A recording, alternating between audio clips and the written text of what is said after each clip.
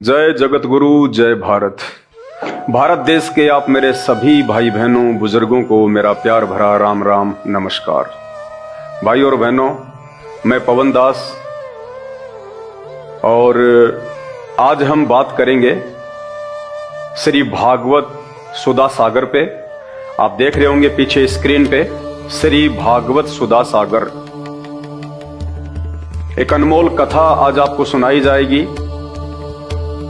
आपने आज से पहले वो कथा, ये जितने भी तथाकथित धर्मगुरु हैं, भागवत की कथा कहने वाले हैं, शंकराचार्य हैं, महामंडलेश्वर हैं, संत और महंत हैं, अपने नाम से पहले 1008 की उपाधि धारण किए हुए हैं, इन्होंने आपको नहीं सुनाई। ये केवल आपको मीठी मीठी बातें बता के, मीठी मीठी कथा और कहानियां सुना के केवल अपनी दान पेटियों तक सीमित हैं। आज इन कथाकारों ने केवल धर्म को धंधा बना लिया है।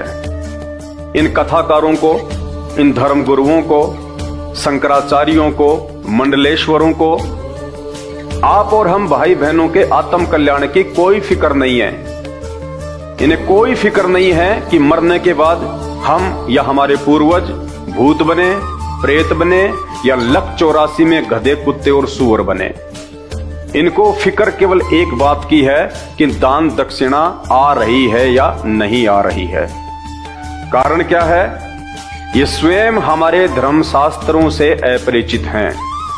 आपको ये जितने भी बड़े बड़े पंडाल लगा के, बड़ी बड़ी स्टेज पे डेकोरेशन करके, लाखों की चेयर पे बैठ के और मीठी मीठी आवाज में जो ये कथाकार दिखाई पड़ते हैं, ये स्वयं अपने ही धर्म ग्रंथों में लिखी हुई सच्चाई से अपरिचित हैं। और आज ये सच्चाई जो आप और हम सभी देशवासियों को जानना पहचानना बेहद जरूरी है। हमारे को ये मानव शरीर उस परमपिता परमेश्वर ने केवल भक्ति के लिए दिया है, भक्ति के लिए, आत्मा का मोक्ष करवाने के लिए। बाकी कार्य तो पशु और पक्षी भी करते हैं।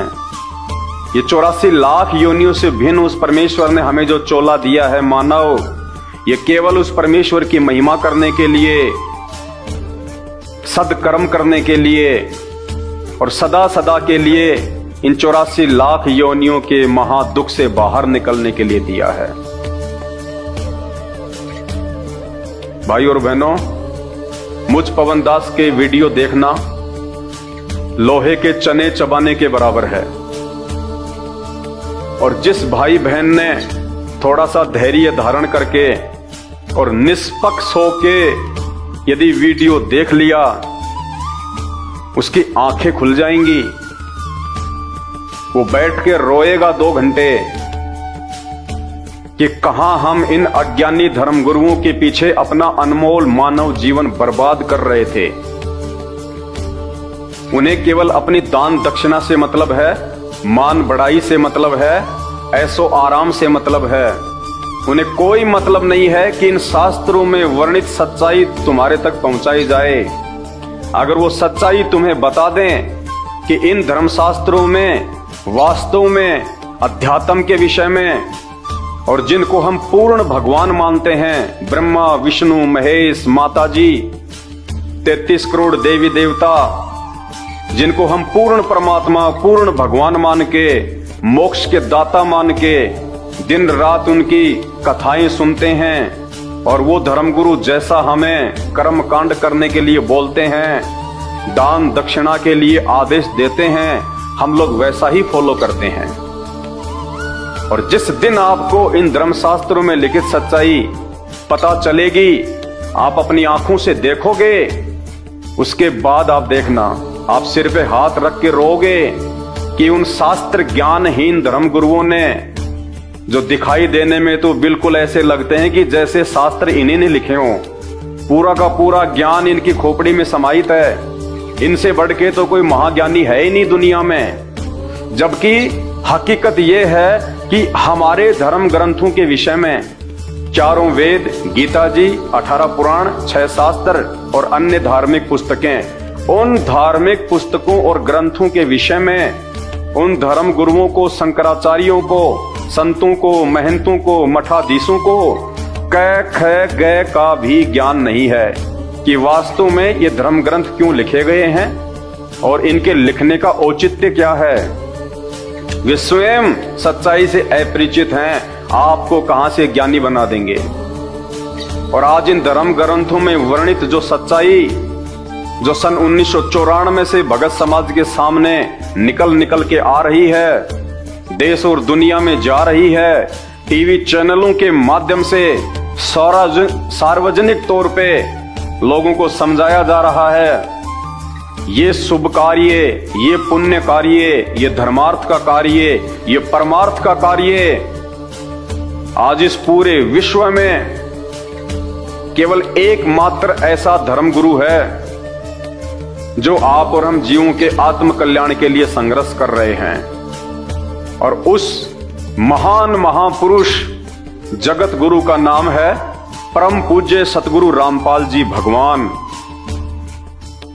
वीडियो को अंत तक देखना और आज इस वीडियो में आपको पता चलेगा कि जिन भगवानों को हम भगवान मान के पूज रहे हैं कि मरने के बाद में हम उनके लोक में जाएंगे, हमारी आत्मा का कल्याण हो जाएगा, हम कभी 84 लाख योनियों में वापस नहीं आएंगे गधे कुत्ते सूअर बनने के लिए। आज आपका सारा का सारा भ्रम निवारण हो जाएगा। यही श्री भागवत सुधा सागर इसका 12वां अध्याय 8वें स्कंद और पेज नंबर 549, इसमें भगवान शंकर के विषय में, उनके चरित्र के विषय में, उनके कर्म और कुकर्म के विषय में, उनकी आदतों के विषय में, उनकी सोच और उनकी दृष्टि के विषय में जो सच्चाई लिखी हुई है, ये 12वां अध्याय 8वां स्कंद और पेज नंबर 549 आज तक एकमात्र सतगुरु रामपाल जी भगवान को छोड़ के इन तथाकथित धर्म गुरुओं ने, शंकराचार्यों ने, आचार्यों ने, ऋषि मुनियों ने, संतों महंतों ने, भागवत के इन कथाकारों ने आप लोगों को क्यों नहीं सुनाई, जबकि ये अध्याय भी तो इसी भागवत के अंदर है कि हमारे भगवान श्री शंकर जी का कैसा चरित्र है, क्या वे पूजा के योग्य हैं, क्या वे भगवान कहलाने के योग्य हैं, क्या वे हम प्राणियों से उत्तम हैं। आज तक इन्होंने आपको सच्चाई नहीं बताई, जबकि इन्होंने इसको पढ़ा, उसके बावजूद भी आप लोगों को बताना उचित नहीं समझा। कारण एक ही था कि इन भगवानों की पूजा पाठ से ही तो इन नकली पंडितों का, ब्राह्मणों का, संतों का, धर्मगुरुओं का, शंकराचार्यों का धार्मिक धंधा चल रहा है। इनकी मीठी मीठी कथा कहानियां बताने से तो इनका ये रोजगार चल रहा है। और अगर इन्हीं भगवानों की वास्तविक सच्चाई कि ये कहां तक के भगवान हैं, कैसा इनका चरित्र है, ये पूजा करने के योग्य हैं या नहीं हैं, इनकी फोटोएं अपने घर में और पूजा स्थल पे रखने के योग्य हैं या नहीं हैं, क्या ब्रह्मा विष्णु महेश माता जी या 33 करोड़ देवी देवताओं की पूजा पाठ करने से, उनकी भक्ति करने से क्या जीव का आत्म कल्याण हो सकता है। इन्होंने आज तक आपको ये सच्चाई नहीं बताई। ये सच्चाई संत रामपाल जी भगवान ने आके बताई। पूरे विश्व पे उन्होंने महान परोपकार का ये कार्य किया है। तो आज हम शुरुआत करते हैं उन्हीं परम पूज्य सतगुरु रामपाल जी भगवान के आशीर्वाद से, जिन्होंने आज हमारी आंखें खोली हैं हर धर्म के धर्म ग्रंथों में लिखी हुई सच्चाई को बताकर कि बच्चों तुम किस दिशा में जा रहे हो, तुम कहां जा रहे हो। ये मानव शरीर तुम्हारा एक एक क्षण बर्बाद होता जा रहा है। तुम किन ओछी और छोटी साधनाओं में लगे हुए हो। इन भगवानों की स्वयं की मुक्ति नहीं है। ब्रह्मा विष्णु महेश 33 करोड़ देवी देवता, देवताओं का राजा इंद्र, इनका चरित्र, और मरने के बाद ये खुद भी 84 लाख योनियों में जाते हैं, इन्हीं सदग्रंथों में लिखा हुआ है। और ये नकली धर्म गुरु, ये कथावाचक, ये शंकराचार्य हमारे से उन्हीं मरणासन भगवानों की, जो स्वयं 84 लाख योनियों में जाते हैं, जन्मते और मरते हैं, जिनकी स्वयं की मुक्ति नहीं है, उन्हीं की भक्ति करवाकर हमारी और हमारे पूर्वजों की मुक्ति का ठेका लिए घूम रहे हैं। हमारे पूर्वजों को इन्होंने भूत बनवा दिया, ये शास्त्र विरुद्ध साधना करवा कर। तो मेरे प्यारे भाई और बहनों, अब जागो, सोने का समय नहीं है। ये सदग्रंथ, ये धार्मिक ग्रंथ, ये शास्त्र आप और हमारे लिए बने हैं, ताकि हम इनको पढ़ें, अपनी आंखों से देखें, इनमें क्या सच्चाई छुपी हुई है, उसके अनुसार फिर हम आगे बढ़ें। भाई और बहनों, आप में से बहुत सारे भाई बहन ऐसे हैं जिनके बच्चे शादी के लायक हो चुके हैं। यदि आपको अपनी बेटी का विवाह करना हो और आपको एक लड़के की तलाश हो, आप क्या करेंगे? क्या आप कोई भी ऐरा गैरा लड़का या किसी भी व्यक्ति के कह देने मात्र से और उस लड़के की जांच किए बिना, उसके खानदान की जांच किए बिना, उस लड़के का कैसा चरित्र है, कैसा उसका व्यवहार है, कहां तक उसने शिक्षा प्राप्त की है, क्या रोजगार करता है, लड़की का अच्छे से भरण पोषण कर पाएगा या नहीं कर पाएगा, क्या इन सब बातों को जाने बिना आप अपनी कलेजे की कोर, अपनी बेटी का हाथ किसी भी व्यक्ति के हाथ में दे देंगे?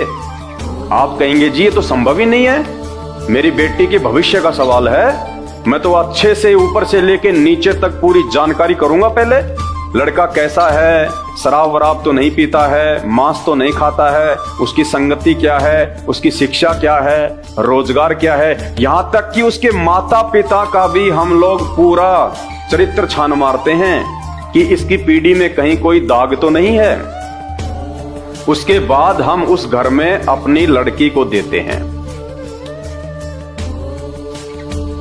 और अपनी आत्मा के उद्धार के लिए, अपने मोक्ष के लिए किसी भी पंडित ने हमारे को भागवत की कोई मीठी मीठी कथा सुना दी, किसी भी व्यक्ति ने हमारे को कह दिया कि चल मेरे गुरुजी से नाम लेके आ जा, अरे चल वहां पे भागवत हो रही है, वहां पे वो कथा हो रही है, और भागवत के बाद आपको नाम से जोड़ दिया जाता है।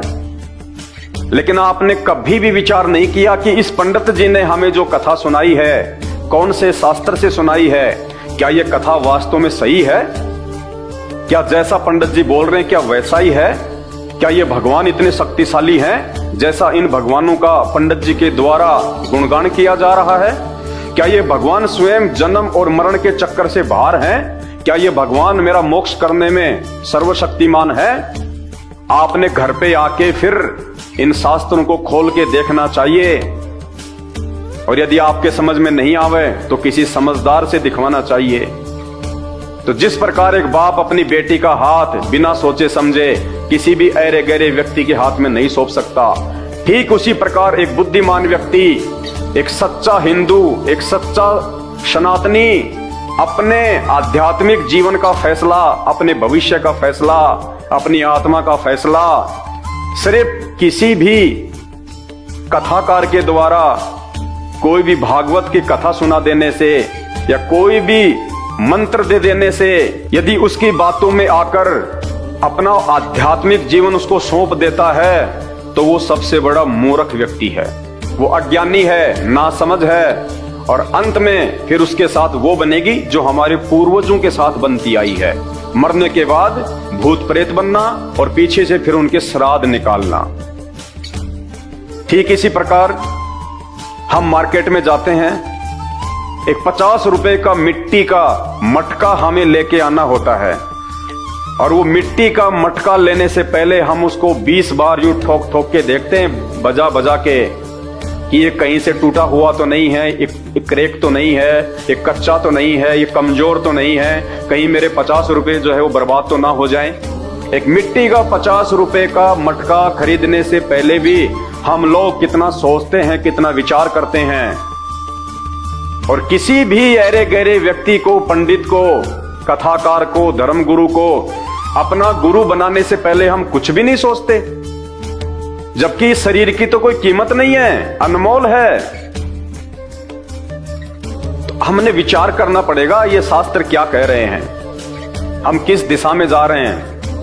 सब्जी वाला आवाज लगाता है सब्जी ले जाओ, नीचे उतर के माता बहनें जाती हैं, 50 रुपए के आलू टमाटर खरीदती हैं और 20 बार उनको उलट पलट के देखती हैं कहीं ये खराब तो नहीं है, सड़ा हुआ तो नहीं है। और जब बात आती है भक्ति की और भगवान को चूज करने की, उस समय हमारी आंखें बिल्कुल बंद हो जाती हैं। हम लोग विचार भी नहीं करते कि जिन भगवानों की पूजा करने के लिए इन ब्राह्मणों, इन पंडितों, इन धर्मगुरुओं के द्वारा जो हमें कहा जा रहा है, क्या ये भगवान वास्तव में पूजा के लायक है या नहीं है, ये सर्वशक्तिमान है या नहीं है, इनका चरित्र उत्तम है या नहीं है, या फिर हमारे जैसे ही हैं। तो आज हम शुरू करेंगे परमपिता परमेश्वर जी के आशीर्वाद से, क्योंकि मैं पहले भी अपने वीडियो में स्पष्ट करता हुआ आया हूं।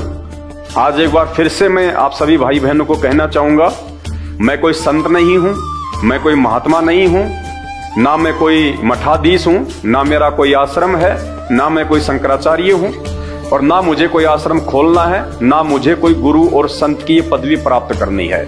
मैं तो एक सामान्य सा व्यक्ति हूं, एक भगत हूं। और मेरे पूज्य गुरुदेव सतगुरु रामपाल जी भगवान ने जो सच्चाई इन शास्त्रों की देश और दुनिया को दिखाई है, भाई बात मेरे समझ में आ गई। मैंने अपनी आंखों से फिर इन धर्म ग्रंथों को खरीद के और देखा है कि जहां जहां संत रामपाल जी पढ़ा रहे हैं, दिखा रहे हैं, क्या वास्तु में वैसा ही लिखा हुआ है। और मैंने वैसा का वैसा पाया, तो मेरी आंखें खुल गई और मैंने उनकी सत्य साधना स्वीकार कर ली। अपना आध्यात्मिक जीवन मैंने उनके श्री चरण कमल में सौंप दिया। मेरे मोक्ष में कहीं कोई संशय नहीं रहा, क्योंकि वे पूर्ण गुरु हैं और पूर्ण आध्यात्मिक ज्ञान है उनके पास में। और वर्तमान में इस पूरी पृथ्वी पे यदि कोई कथा करने का अधिकारी है, यदि कोई मंत्र दान करने का अधिकारी है, यदि कोई जगत गुरु या धर्म गुरु कहलाने का अधिकारी है, एकमात्र पूरे विश्व में, हिंदुस्तान में नहीं, पूरे विश्व में केवल परम पूज्य सतगुरु रामपाल जी भगवान हैं। इस बात का निर्णय आप उस समय करेंगे जब आप उनके द्वारा किए गए सत्संगों को सुनना प्रारंभ करेंगे। और मेरी विनती है हाथ जोड़ के आप सभी भाई बहनों से, जब तक आपको सृष्टि रचना के विषय में पूरी जानकारी नहीं होगी कि ये सृष्टि, ये ब्रह्मांड कैसे रचे गए हैं, ब्रह्मा विष्णु महेश के माता पिता कौन हैं, ब्रह्मा विष्णु महेश को जन्म देने वाले कौन हैं, इनकी माँ का नाम क्या है, इनके पिताजी कौन हैं, ब्रह्मा विष्णु महेश कहाँ तक के भगवान है, कहाँ तक इनकी शक्ति है, क्या ये स्वयं जन्म और मरण से बाहर हैं, क्या ये स्वयं गधे कुत्ते सूअर नहीं बनते या बनते हैं। जब तक आपको सृष्टि रचना की पूरी जानकारी नहीं होगी और आप अपनी आंखों से नहीं देख लोगे उस सृष्टि रचना का प्रमाण जो संत रामपाल जी बताते हैं हमारे इन्हीं हिंदू धर्म ग्रंथों से, तब तक आप दुनिया के किसी भी धर्म ग्रंथ को ना तो समझ सकते हैं और ना कभी आप एक अच्छे भगत बन सकते हैं और ना आपकी मुक्ति हो सकती है। तो आज की जो कथा है, जो वीडियो है, इसकी हम शुरुआत करें। उससे पहले हम उस परमपिता परमेश्वर सतगुरु रामपाल जी भगवान के जयकारे के साथ में करेंगे। और आज निश्चित तौर पे आपकी आंखें खुलने वाली हैं।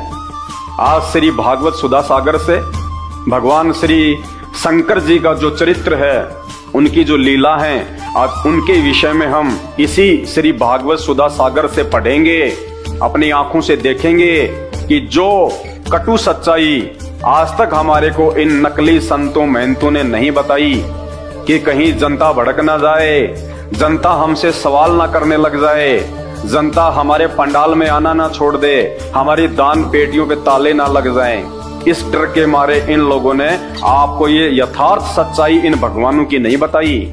और इन भगवानों की पूजा करवा करवा के इन्हीं को सर्वशक्तिमान, महेश्वर, सर्वेश्वर, राजेश्वर, पता नहीं क्या क्या इनको उपाधियां दे दी गई, जिन उपाधियों के ये लायक नहीं हैं।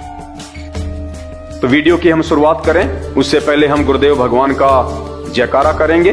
परमपिता परमात्मा, सारी सृष्टि के रचनहार, कुल मालिक, असंख्य ब्रह्मांडों के स्वामी, जगत गुरु, तीनों लोकों में प्रवेश करके सबका पालन पोषण करने वाले, राजाधिराज, आत्माधार, नाथों के नाथ, देवों के देव महादेव, सर्वेश्वर, महेश्वर, मृत्युंजय, अजरो अमर, आदि अनादि, सनातनी प्रभु, जगत पिता जगदीश्वर, श्री श्री 1008 की उपाधि के वास्तविक अधिकारी, अकाल मूरत, शब्द स्वरूपी राम, प्रथम पूज्य आदि गणेश, परम पूज्य, परम धनी, परम दयालु, परम संत, परम पुरुष, हक्का कबीर, सत्य कबीर, अल्लाहु अकबर, खुदा, राजेश्वर प्रभु, संत शिरोमणि सतगुरु रामपाल जी भगवान के चरण कमल में मुझ पवन दास का अनंत कोटि दंडवत प्रणाम। हे गुरुदेव भगवान, आप ही के आशीर्वाद से, आप ही की दया से हम सभी भाई बहन आप ही के द्वारा इन धर्म ग्रंथों में वर्णित जो सच्चाई बताई गई है हम उसको जानने का प्रयास करेंगे, समझने का प्रयास करेंगे। हे परमेश्वर, आपने आके हम जड़मती जीवों की जो बुद्धि खोली है परमेश्वर, उसके लिए हम आपका अनंत कोटि बार दंडवत धन्यवाद करते हैं। परमेश्वर, यदि आप ना होते, यदि आप इस पृथ्वी पे एक मानव की भांति एक संत का चोला धारण करके स्वयं प्रकट ना होते और हमारे को इन धर्म शास्त्रों से सच्चाई ना दिखाते, तो परमेश्वर, नकली धर्म गुरुओं ने, संतों ने, शंकराचार्यों ने, भागवत के कथावाचकों ने हमारे पूर्वजों को उल्टी भक्ति साधना करवा करवा के ब्रह्मा विष्णु महेश देवी 33 करोड़ देवी देवताओं को हुई परमात्मा बता के जो उनको मरने के बाद में भूत बनवा दिया है, आज उनके श्राद्ध निकाले जा रहे हैं। परमेश्वर, आपने उस महा कष्ट से हम सभी भाई बहनों को बचा लिया है। इस महा उपकार के लिए हम आपका अनंत कोटि दंडवत धन्यवाद करते हैं। तो भाई और बहनों, अब हम शुरुआत करते हैं गुरुदेव भगवान के आशीर्वाद से, क्योंकि ये मेरा ज्ञान नहीं है, ना मेरी सातु पीढ़ियों में कोई संत था, ना कोई महात्मा था, ना कोई भगत था, ना किसी ने कथाएं की। मेरे गुरुदेव भगवान ने आके ये सच्चाई बताई है। आप उनके सत्संग यूट्यूब पे जाके सुनिए, सृष्टि रचना संत रामपाल जी भगवान। जब आप यूट्यूब पे जाके लिखेंगे सृष्टि रचना, मैं बार बार सृष्टि रचना का जिक्र क्यों कर रहा हूं, क्योंकि ये मास्टर ऑफ द की है, ये मास्टर ऑफ की है इन सभी सदग्रंथों को समझने की। जिस व्यक्ति को सृष्टि रचना समझ में नहीं आएगी वो कुछ नहीं समझ पाएगा अध्यात्म के विषय में, और जिसको सृष्टि रचना समझ में आ गई, ये वेद शास्त्र, ये कुरान, ये बाइबल, ये पुराण, ये गीता जी, ये भागवत, आप यूं कहोगी कि ये तो मैंने बहुत पहले ही पढ़ रखे हैं, ऐसा महसूस होता है। तो आज गुरुदेव भगवान के द्वारा बताई गई जो कथा है, वास्तविक जो कथा है, आज उसके ऊपर हम चर्चा करेंगे। सभी भाई बहन इसको समझने का प्रयास करें, निष्पक्ष होकर, धैर्य के साथ। देखिए, इन भगवानों के विषय में जिस भी धर्मगुरु को पता चला है, केवल इन शास्त्रों से ही पता चला है। इन शास्त्रों के अलावा किसी को भी इन भगवानों की जानकारी किसी और से नहीं हुई है। इसलिए शास्त्र जो कह रहे हैं वो बिल्कुल सत्य है। इस सत्य को जिसने स्वीकार कर लिया और सच्चे गुरु की शरण में आके जिन्होंने अपनी भक्ति शुरू कर दी, उन्हीं का आत्म कल्याण संभव है।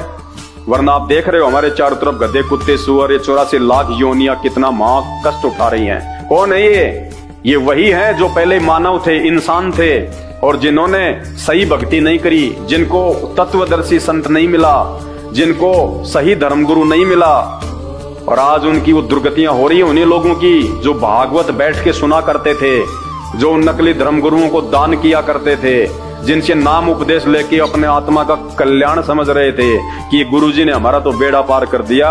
गुरुजी ने मरने के बाद में पशु बना के बेड़ा गर्ग कर दिया। तो श्री भागवत सुधा सागर, जिसको सुख सागर भी कहते हैं, गीता प्रेस गोरखपुर से यह प्रकाशित है। सभी हिंदू भाइयों के ये घरों में मिलेगी आपको। जितने भी हमारे धर्मगुरु हैं, कथावाचक हैं, उनके पंडाल में, उनकी स्टेज पे मिलेगी आपको। और देखिए, इस श्री भागवत सुधा सागर की जो कहानी है, जो वृतांत है, जो कथा है, ये सारा का सारा जो वृतांत है, ये श्री सुखदेव ऋषि जी और राजा परीक्षित के बीच में है। सुखदेव जी जो श्री वेद व्यास जी के पुत्र थे, और राजा परीक्षित जो पांडवों के अंतिम वंशज थे, उन दोनों के बीच की ये वार्ता है। ये श्री सुखदेव जी हैं जो कथा सुना रहे हैं राजा परीक्षित जी को, ये परीक्षित जी हैं। इन दोनों के बीच ये सारा संवाद है। और एक बात जो मेरे पूज्य गुरुदेव जी ने बताई, प्रथम बार पूरी दुनिया को, वो आपको भी सुननी चाहिए। जब राजा परीक्षित ने काल प्रभाव से एक ऋषि के गले में मरा हुआ सांप डाल दिया, और उसके बाद में उनको श्राप मिला कि आज से 7वें दिन तुझे तक्षक नाग डसेगा और उसके जहर से तेरी मृत्यु होगी। तो उस समय जो साधु संत महात्मा होते थे, वो सिद्धि युक्त होते थे, पाखंड नहीं करते थे, ड्रामा नहीं करते थे, भगवान से डरने वाले थे। तो राजा जो परीक्षित है वो घबरा गए कि इनका जो वचन है वो खाली नहीं जाता। राजा ने अपने मंत्रियों से विचार विमर्श किया। मंत्री भी उस समय बहुत अच्छे होते थे, जो सलाह देते थे बिल्कुल भगवान से डर के दिया करते थे। तो मंत्रियों ने कहा कि भगवान, इसका तो एक ही उपाय है कि आप किसी धर्म गुरु से आप इसकी सलाह लें, वही आपको सही मार्गदर्शन देंगे। राजा ने अपने धर्म गुरु से मार्गदर्शन लिया। तो उन्होंने कहा कि महाराज, 7वें दिन तो मृत्यु निश्चित है, लेकिन अगर आपको श्री भागवत सुधा सागर की कथा सुनाई जाए, श्री कृष्ण भगवान की, श्री विष्णु भगवान की लीलाएं अगर आपको सुनाई जाएं, तो आपका ध्यान इन सांसारिक मोह ममता से, इस मृत्यु के भय से, इस राजपाट से हटके और बैकुंठ में लग जाएगा, स्वर्ग में लग जाएगा। तो मरने के बाद में आप सीधे बैकुंठ में चले जाओगे। तो परीक्षित ने कहा कि भैया देर किस बात की, पंडित जियों को बुलाओ और भागवत करवाओ। अब विचार करने की बात यह है कि उस समय द्वापर युग में, आज से लगभग 5000 वर्ष पहले, यही श्री भागवत सुधा सागर, जिसकी कथा राजा परीक्षित को सुनाने के लिए किसी भी धर्म गुरु ने हां नहीं भरी, किसी भी कथावाचक ने हां नहीं भरी, किसी भी ऋषि मुनि साधु संत महात्मा ने हां नहीं भरी। सबने हाथ जोड़ लिए और कहा कि भगवान, हम श्री भागवत सुधा सागर का पाठ करने के, कथा करने के अधिकारी नहीं हैं, क्योंकि सबको पता था कि 7वें दिन रिजल्ट आएगा और उस समय तुम्हारे को सूली पे टांग दिया जाएगा।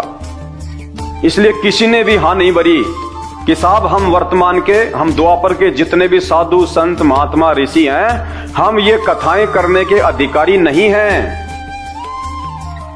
बोला कौन कर सकता है? तो उनको बताया गया कि ये कथा केवल ऋषि सुखदेव जी कर सकते हैं, और सुखदेव जी वर्तमान में स्वर्ग में हैं, विष्णु भगवान के लोक में हैं। सुखदेव ऋषि को राजा परीक्षित के धर्म के आधार पे, उनके पुण्य के आधार पे, वहां से इस पृथ्वी लोक पे नीचे बुलवाया गया, और श्री सुखदेव जी ने स्वर्ग से आके राजा परीक्षित को 7 दिन तक भागवत की कथा सुनाई, और 7वें दिन इनको तक्षक नाग ने डसा, इनकी मृत्यु हुई, और सुखदेव जी राजा परीक्षित की आत्मा को अपने साथ में बैकुंठ लेके गए। और जब तक इस राजा परीक्षित के अच्छे पुण्य और धार्मिक जो कार्य इसने जो भी किए थे, दान पुण्य, जब तक वो धन है इसके पास में, भक्ति धन, तब तक ये स्वर्ग में रह पाएगा। उसके बाद इसको वापस नीचे पृथ्वी पे पटका जाएगा 84 लाख योनियों में, गधा, कुत्ता, सुअर, मक्खी, कीट, पतंग बनाने के लिए। स्वर्ग की मुक्ति केवल यहीं तक की मुक्ति है। जब तक आप इस पृथ्वी लोक पे रह के भक्ति करोगे, जब तक आपके पास दान पुण्य का जो धन इकट्ठा है, जो भक्ति धन इकट्ठा है, जब तक आप ऊपर के लोकों में रह सकते हो, फिर आपको नीचे पटका जाएगा। पूर्ण मुक्ति नहीं है, पूर्ण मोक्ष नहीं है। ना ही तो सुखदेव जी का पूर्ण मोक्ष है, ना ही राजा परीक्षित का पूर्ण मोक्ष है। ये सारी सच्चाई हमारे इन्हीं धर्म ग्रंथों में लिखी हुई है। आपको केवल संत रामपाल जी के सत्संग सुनने की आवश्यकता है। अरे इन बाकी धर्म गुरुओं से, जिनको आज आपने अपना गुरुजी बना रखा है, इनसे आपकी क्या रिश्तेदारी थी? आपने इनके प्रवचन सुने, आपको अच्छे लगे, आपने उनकी शरण ले ली। अब यदि इनसे ऊपर का ज्ञान कोई आपको बता रहा है, पूर्ण मोक्ष और मुक्ति का मार्ग कोई आपको बता रहा है, तो आपको कोई शर्म नहीं होनी चाहिए अपने आत्मा के कल्याण के लिए उनको छोड़ने में। बिल्कुल भी संकोच नहीं होना चाहिए। यदि आप जागरूक हैं तो, यदि आप एक बुद्धिमान व्यक्ति हैं तो द्वापर युग में कोई भी पंडित, ब्राह्मण, ऋषि, महात्मा, संत, मंडलेश्वर श्री भागवत की ये कथा सुनाने का अधिकारी नहीं था। सबने हाथ खड़े कर लिए। और वर्तमान में ये कलयुगी पंडित, ब्राह्मण और पंडित, जो शब्द आप बार बार मेरे मुंह से सुन रहे हैं, ये किसी जाति विशेष के लिए नहीं है। आम समाज में जो शर्मा जी वगैरह हैं, अपने नाम के आगे लगाते हैं, ये यहाँ पे उन लोगों की बात नहीं हो रही। आध्यात्मिक मार्ग में ब्राह्मण और पंडित उन लोगों को कहा जाता है जो आध्यात्मिक रूप से लोगों का गुरु बन के मार्गदर्शन करते हैं। तो वर्तमान के ये जो पंडित हैं, ये गुरु हैं, ये ब्राह्मण हैं, शंकराचार्य हैं, ये कथावाचक हैं, ये दबा के श्री भागवत सुधा सागर को अपनी कांख में और गांव गांव, गली गली, हाँ जी मैं भी कथा कर दूंगा, मैं भी कथा कर दूंगा, सिर्फ दान दक्षिणा के लिए, सिर्फ पैसों के लिए, अपनी जेब भरने के लिए। कमा के खाने में इनको जोर आता है, पसीना आता है। इन्होंने अच्छा सा रोजगार देख लिया।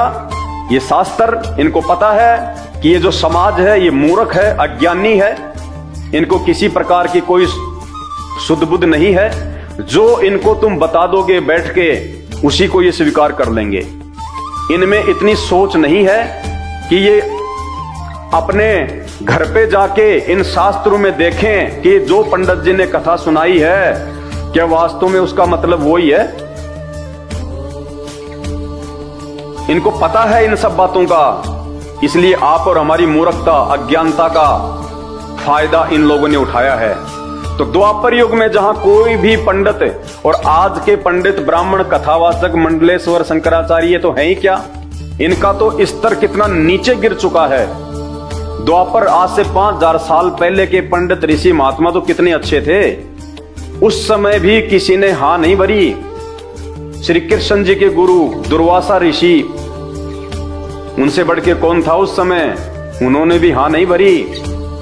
बड़े बड़े संत महात्मा और खुद श्री भागवत सुधा सागर के लेखक श्री वेद व्यास जी ने भी हाथ खड़े कर दिए कि महाराज, मैं ये कथा कहने का अधिकारी नहीं हूं, मेरे को भगवान की तरफ से आदेश केवल इनको लिखने का है, लिपिबद्ध करने का है। ये भागवत की कथा मैं भी नहीं कर सकता।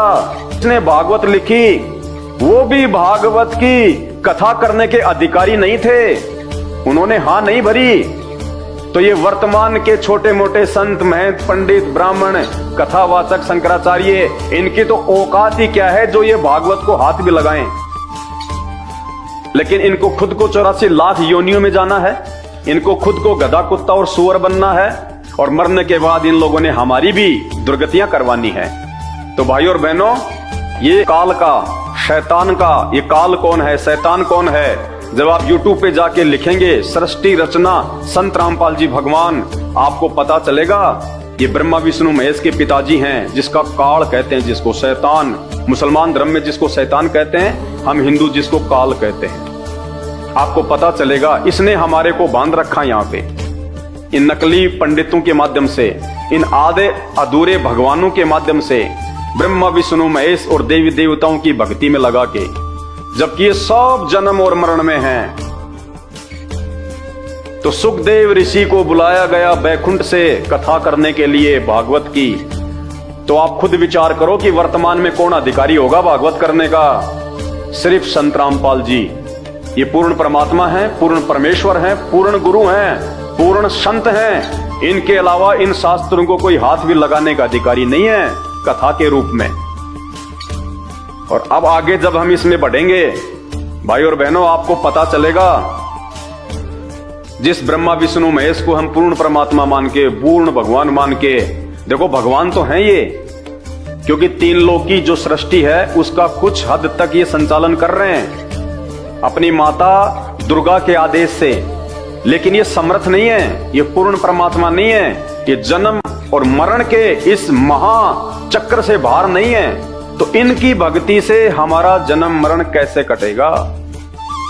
और इनकी जब हम पूजा करेंगे तो इनके गुण हमारे अंदर आएंगे। देखो जिसकी भी हम पूजा करेंगे तो उसके जो गुण हैं, उसका जो चरित्र है, वैसे ही हम बन जाएंगे जिसको हम फॉलो करेंगे। तो आज एक छोटी सी झलक श्री भागवत सुधा सागर 12वां अध्याय 8वां स्कंद पेज नंबर 549। आप देखिएगा भगवान शंकर के विषय में इस पवित्र ग्रंथ में क्या लिखा हुआ है, और उसके बाद आप खुद निर्णय करना, क्या ऐसे चरित्र वाला पूर्ण भगवान हो सकता है, पूर्ण परमात्मा हो सकता है? जो कर्म इन्होंने किया, क्या आप वो कर सकते हैं? आज शर्म आ जाएगी आपको, शर्म। मुझे भी ये पढ़ाते वक्त मुझे शर्म आएगी, शर्म। माता बहनों के सामने बोल के भी नहीं सुना सकते। ऐसे कर्म हमारे भगवान शंकर ने किए हैं, जिनको हम भगवान मान के सर्वेश्वर, महेश्वर, मृत्युंजय, अजरो अमर, पूर्ण ब्रह्म अपनी आंखों से देखना।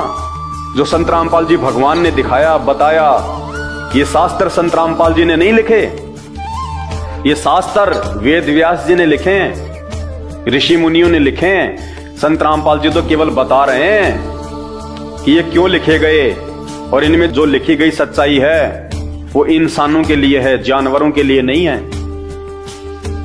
तो आपने अपने जीवन का फैसला स्वयं करना है। इन नकली धर्म गुरुओं के चक्कर में पड़ के मरने के बाद में 84 लाख योनियों में जाना है, भूत और प्रेत बनना है, या संत रामपाल जी की शरण ग्रहण करके अपनी पूर्ण मुक्ति करवानी है। गीता प्रेस गोरखपुर से ये प्रकाशित है, और ये उनके फोन नंबर हैं, उनकी ईमेल आईडी है। क्योंकि ये ना तो मुझ पवन दास ने लिखा है, ना मेरे पूज्य गुरुदेव भगवान संत रामपाल जी ने लिखा है, ये गीता प्रेस गोरखपुर वालों ने छापा है, वेद व्यास जी ने लिखा है, और इन पंडितों ने आपको सुनाया है, आपको पढ़ाया है। लेकिन जो सच्चाई इन्होंने नहीं बताई, जो सच्चाई इन्होंने छुपा दी, वो मेरे गुरुदेव भगवान ने आके बताई है। और मेरे गुरुदेव भगवान के बताने के बाद अब मैं आप सभी भाई बहनों को उन्हीं के आशीर्वाद से दिखाने जा रहा हूं। आपकी आंखों के सामने आप स्वयं देखेंगे, आप पढ़ेंगे। झूठ की, मिलावट की कहीं कोई शंका नहीं है। हाथ कंगन को आरसी क्या, पढ़े लिखे को फारसी क्या। आपकी आंखों के सामने जो पेज नंबर आपको जो बताया गया है, जो अध्याय बताया गया है, आप मार्केट से इसको खरीद के 200-250 रुपए में आएगा। अपनी आंखों से देखिए, आपका मोतिया बिंद हट जाएगा और आंसू गिरेंगे आपके कि हे भगवान, हम इन कथावाचकों को स्वयं ही भगवान मान रहे थे कि ये तो ब्रह्मा विष्णु महेश के अवतार हैं जो ये कथाएं कर रहे हैं, और ये तो आम व्यक्ति से भी नीचे गिरे हुए हैं, आम व्यक्ति से भी नीचे गिरे हुए हैं ये कथावाचक। इनको तो जरा भी ज्ञान नहीं है, जरा सा भी, जब आप ये देखेंगे अपनी आंखों से।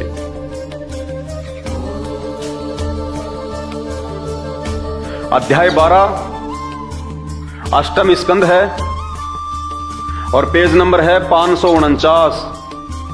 12वां अध्याय है श्री भागवत सुधा सागर का। क्या लिखा हुआ है? मोहिनी रूप को देखकर महादेव जी का मोहित होना। मोहिनी रूप को देखकर महादेव जी यानी शंकर जी का, शिव जी का, भगवान शंकर का उसके ऊपर मोहित हो जाना। श्री सुखदेव जी कहते हैं, परीक्षित, जब भगवान शंकर ने यह सुना कि श्री हरि ने स्त्री का रूप धारण करके असुरों को मोहित कर लिया और देवताओं को अमृत पिला दिया।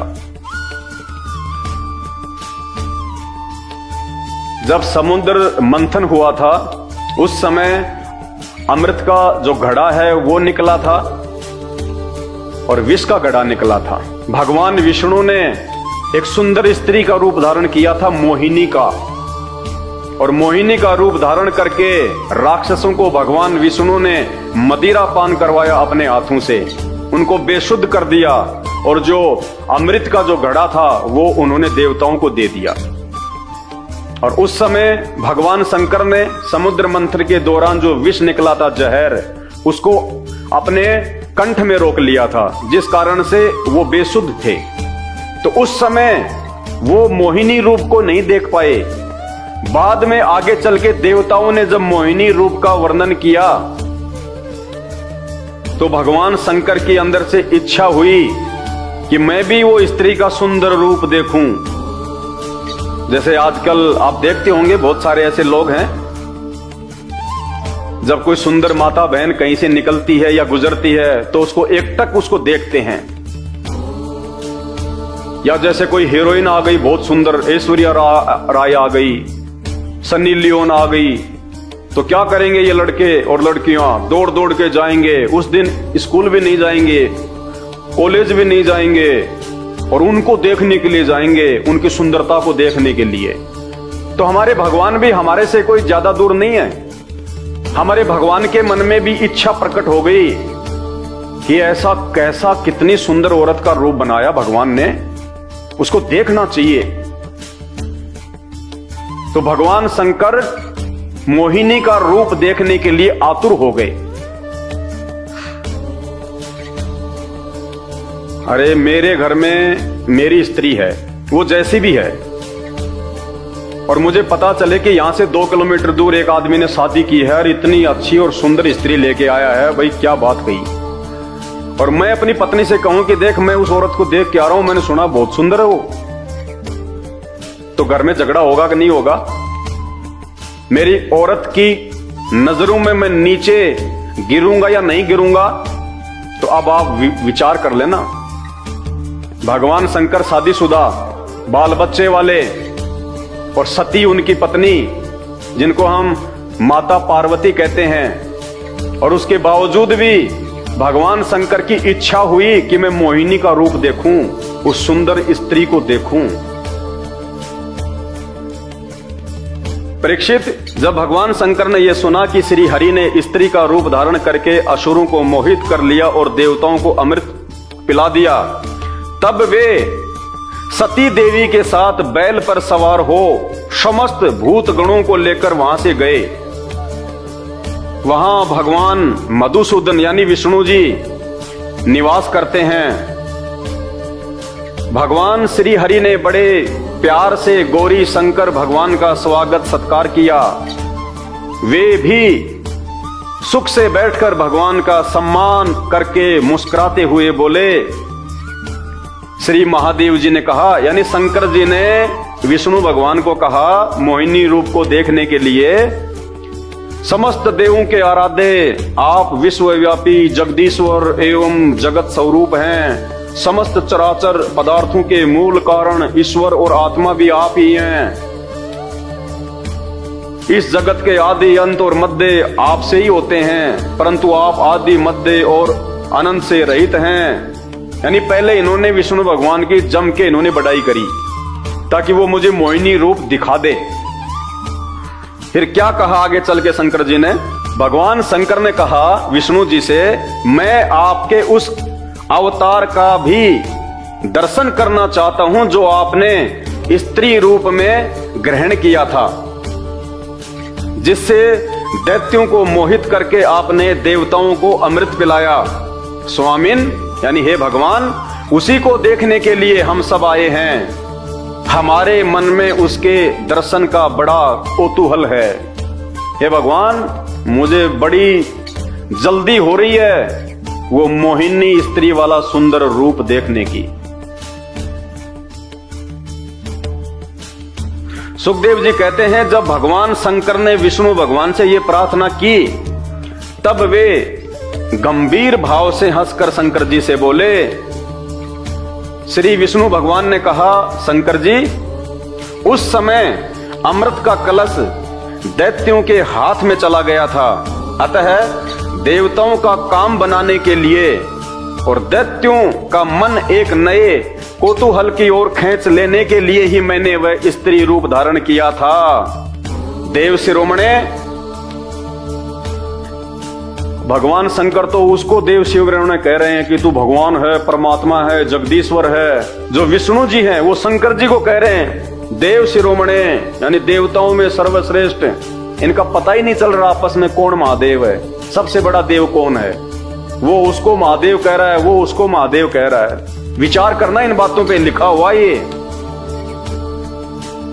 आप उसे देखना चाहते हैं, इसलिए मैं आपको वह रूप दिखाऊंगा।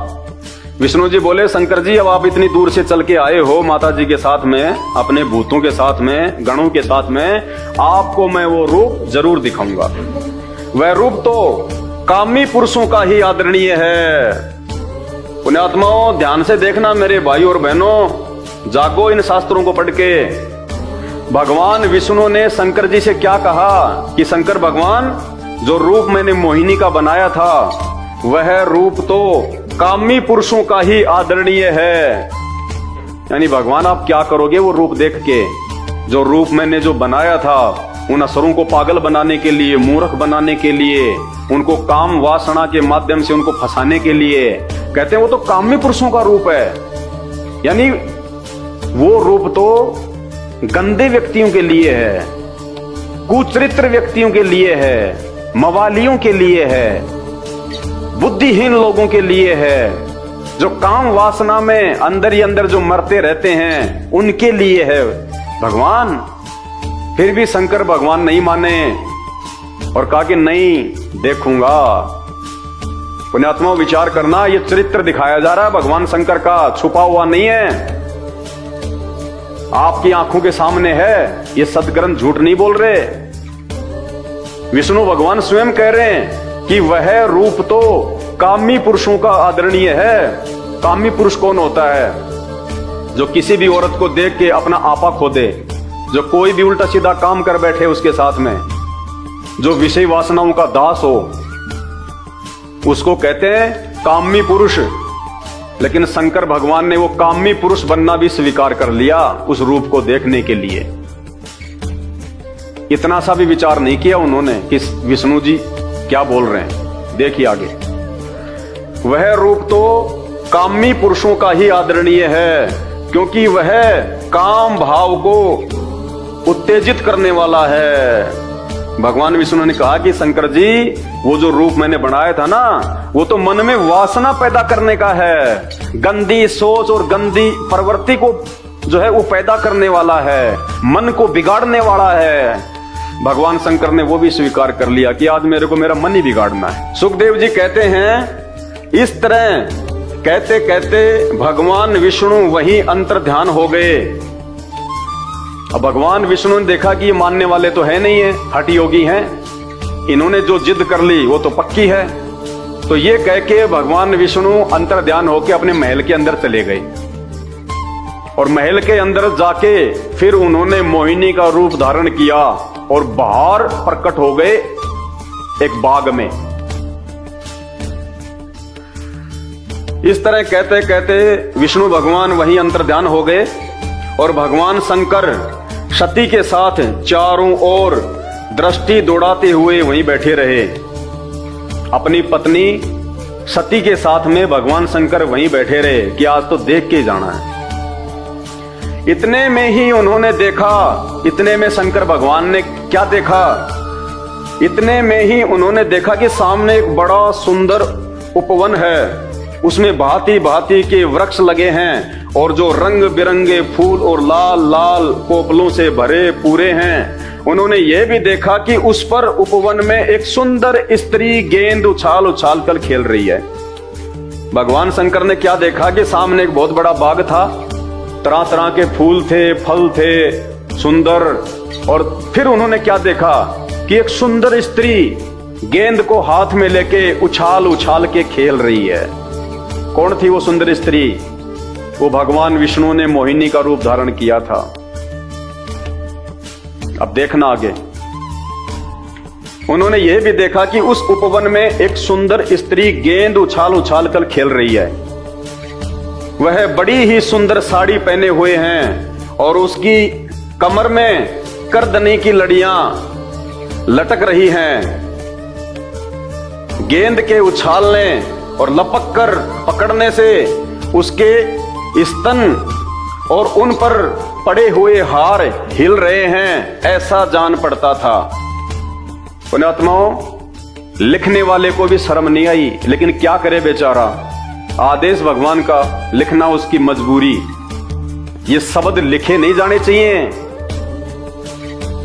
कि जब वो मोहिनी रूप में भगवान विष्णु सुंदर स्त्री गेंद को हाथ में लेके उछाल उछाल कर खेल रही थी, तो उसके उछलने के कारण उसके जो स्तन थे वो भी उछल रहे थे। बताओ, ये बातें इन शास्त्रों में लिखने की है क्या?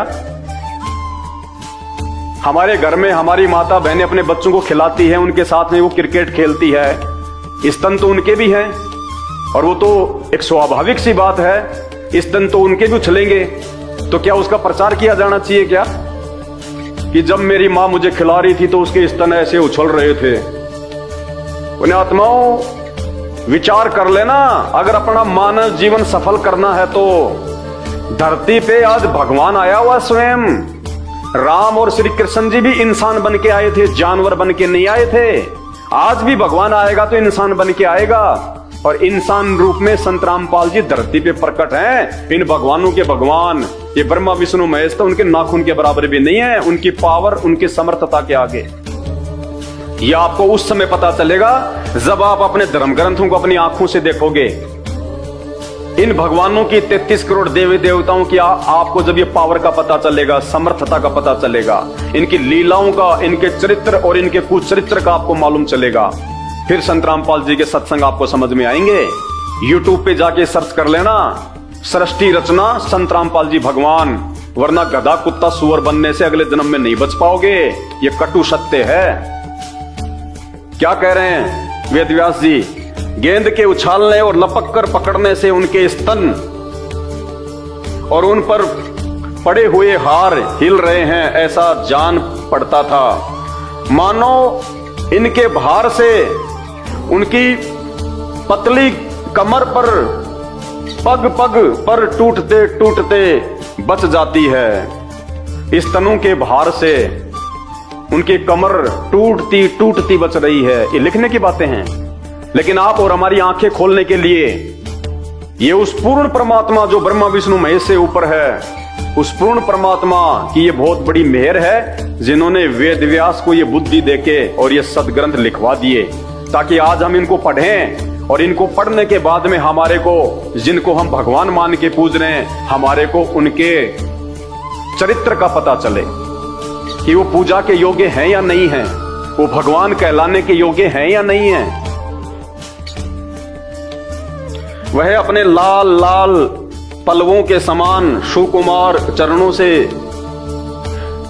बड़ी कला के साथ ठुमक ठुमक कर चल रही थी। उछलता हुआ गेंद जब इधर उधर छलक जाता था तब वह लपक कर उसे रोक लेती थी।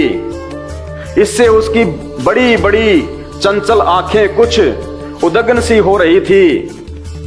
उसके कपोलों पर कानों के कुंडलों की आभा जगमगा रही थी और घुंघराली काली काली अलके उन पर लटक जाती थी, जिससे मुख और भी उल्सित हो उठता था। जब कभी साड़ी सरक जाती और उसके केसों की वेणी खुलने लगती तब अपने अत्यंत सुकुमार बाएं हाथ से वह उन्हें संवार लिया करती थी। उस समय भी वह दाहिने हाथ से गेंद उछाल उछाल कर सारे जगत को अपनी माया से मोहित कर रही थी। गेंद से खेलते खेलते उसने तनिक लज्जा भाव से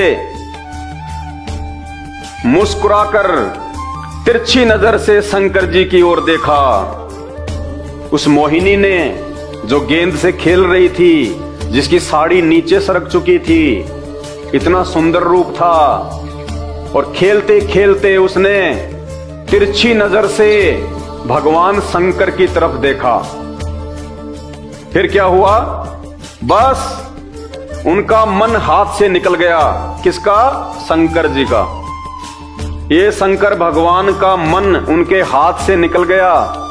शंकर भगवान अपने होशो हवास खो बैठे उस औरत की सुंदरता को देख के, उसके यौवन को देख के, उसको रूप को देख के।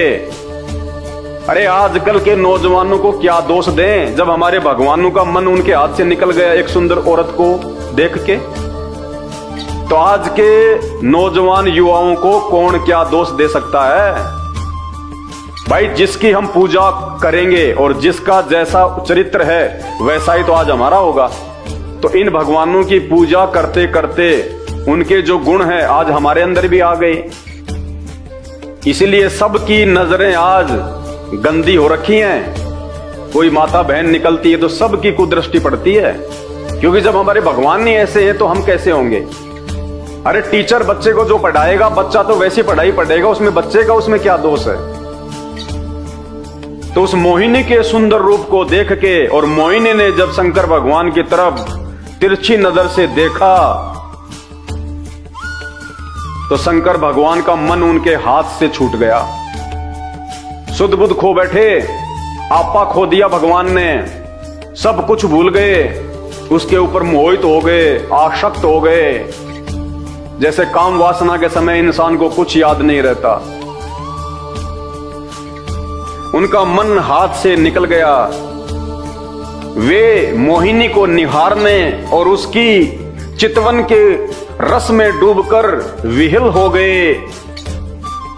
बिल्कुल पागल से हो गए भगवान शंकर। कुछ याद नहीं रहा उनको कि मेरी पत्नी भी यहीं बैठी हुई है, मेरे बेटे भी यहीं हैं, मेरे जो गण हैं वो भी यहीं हैं। वो क्या कहेंगे, वो क्या सोचेंगे मेरे इस प्रकार से ये व्यवहार करने के चलते?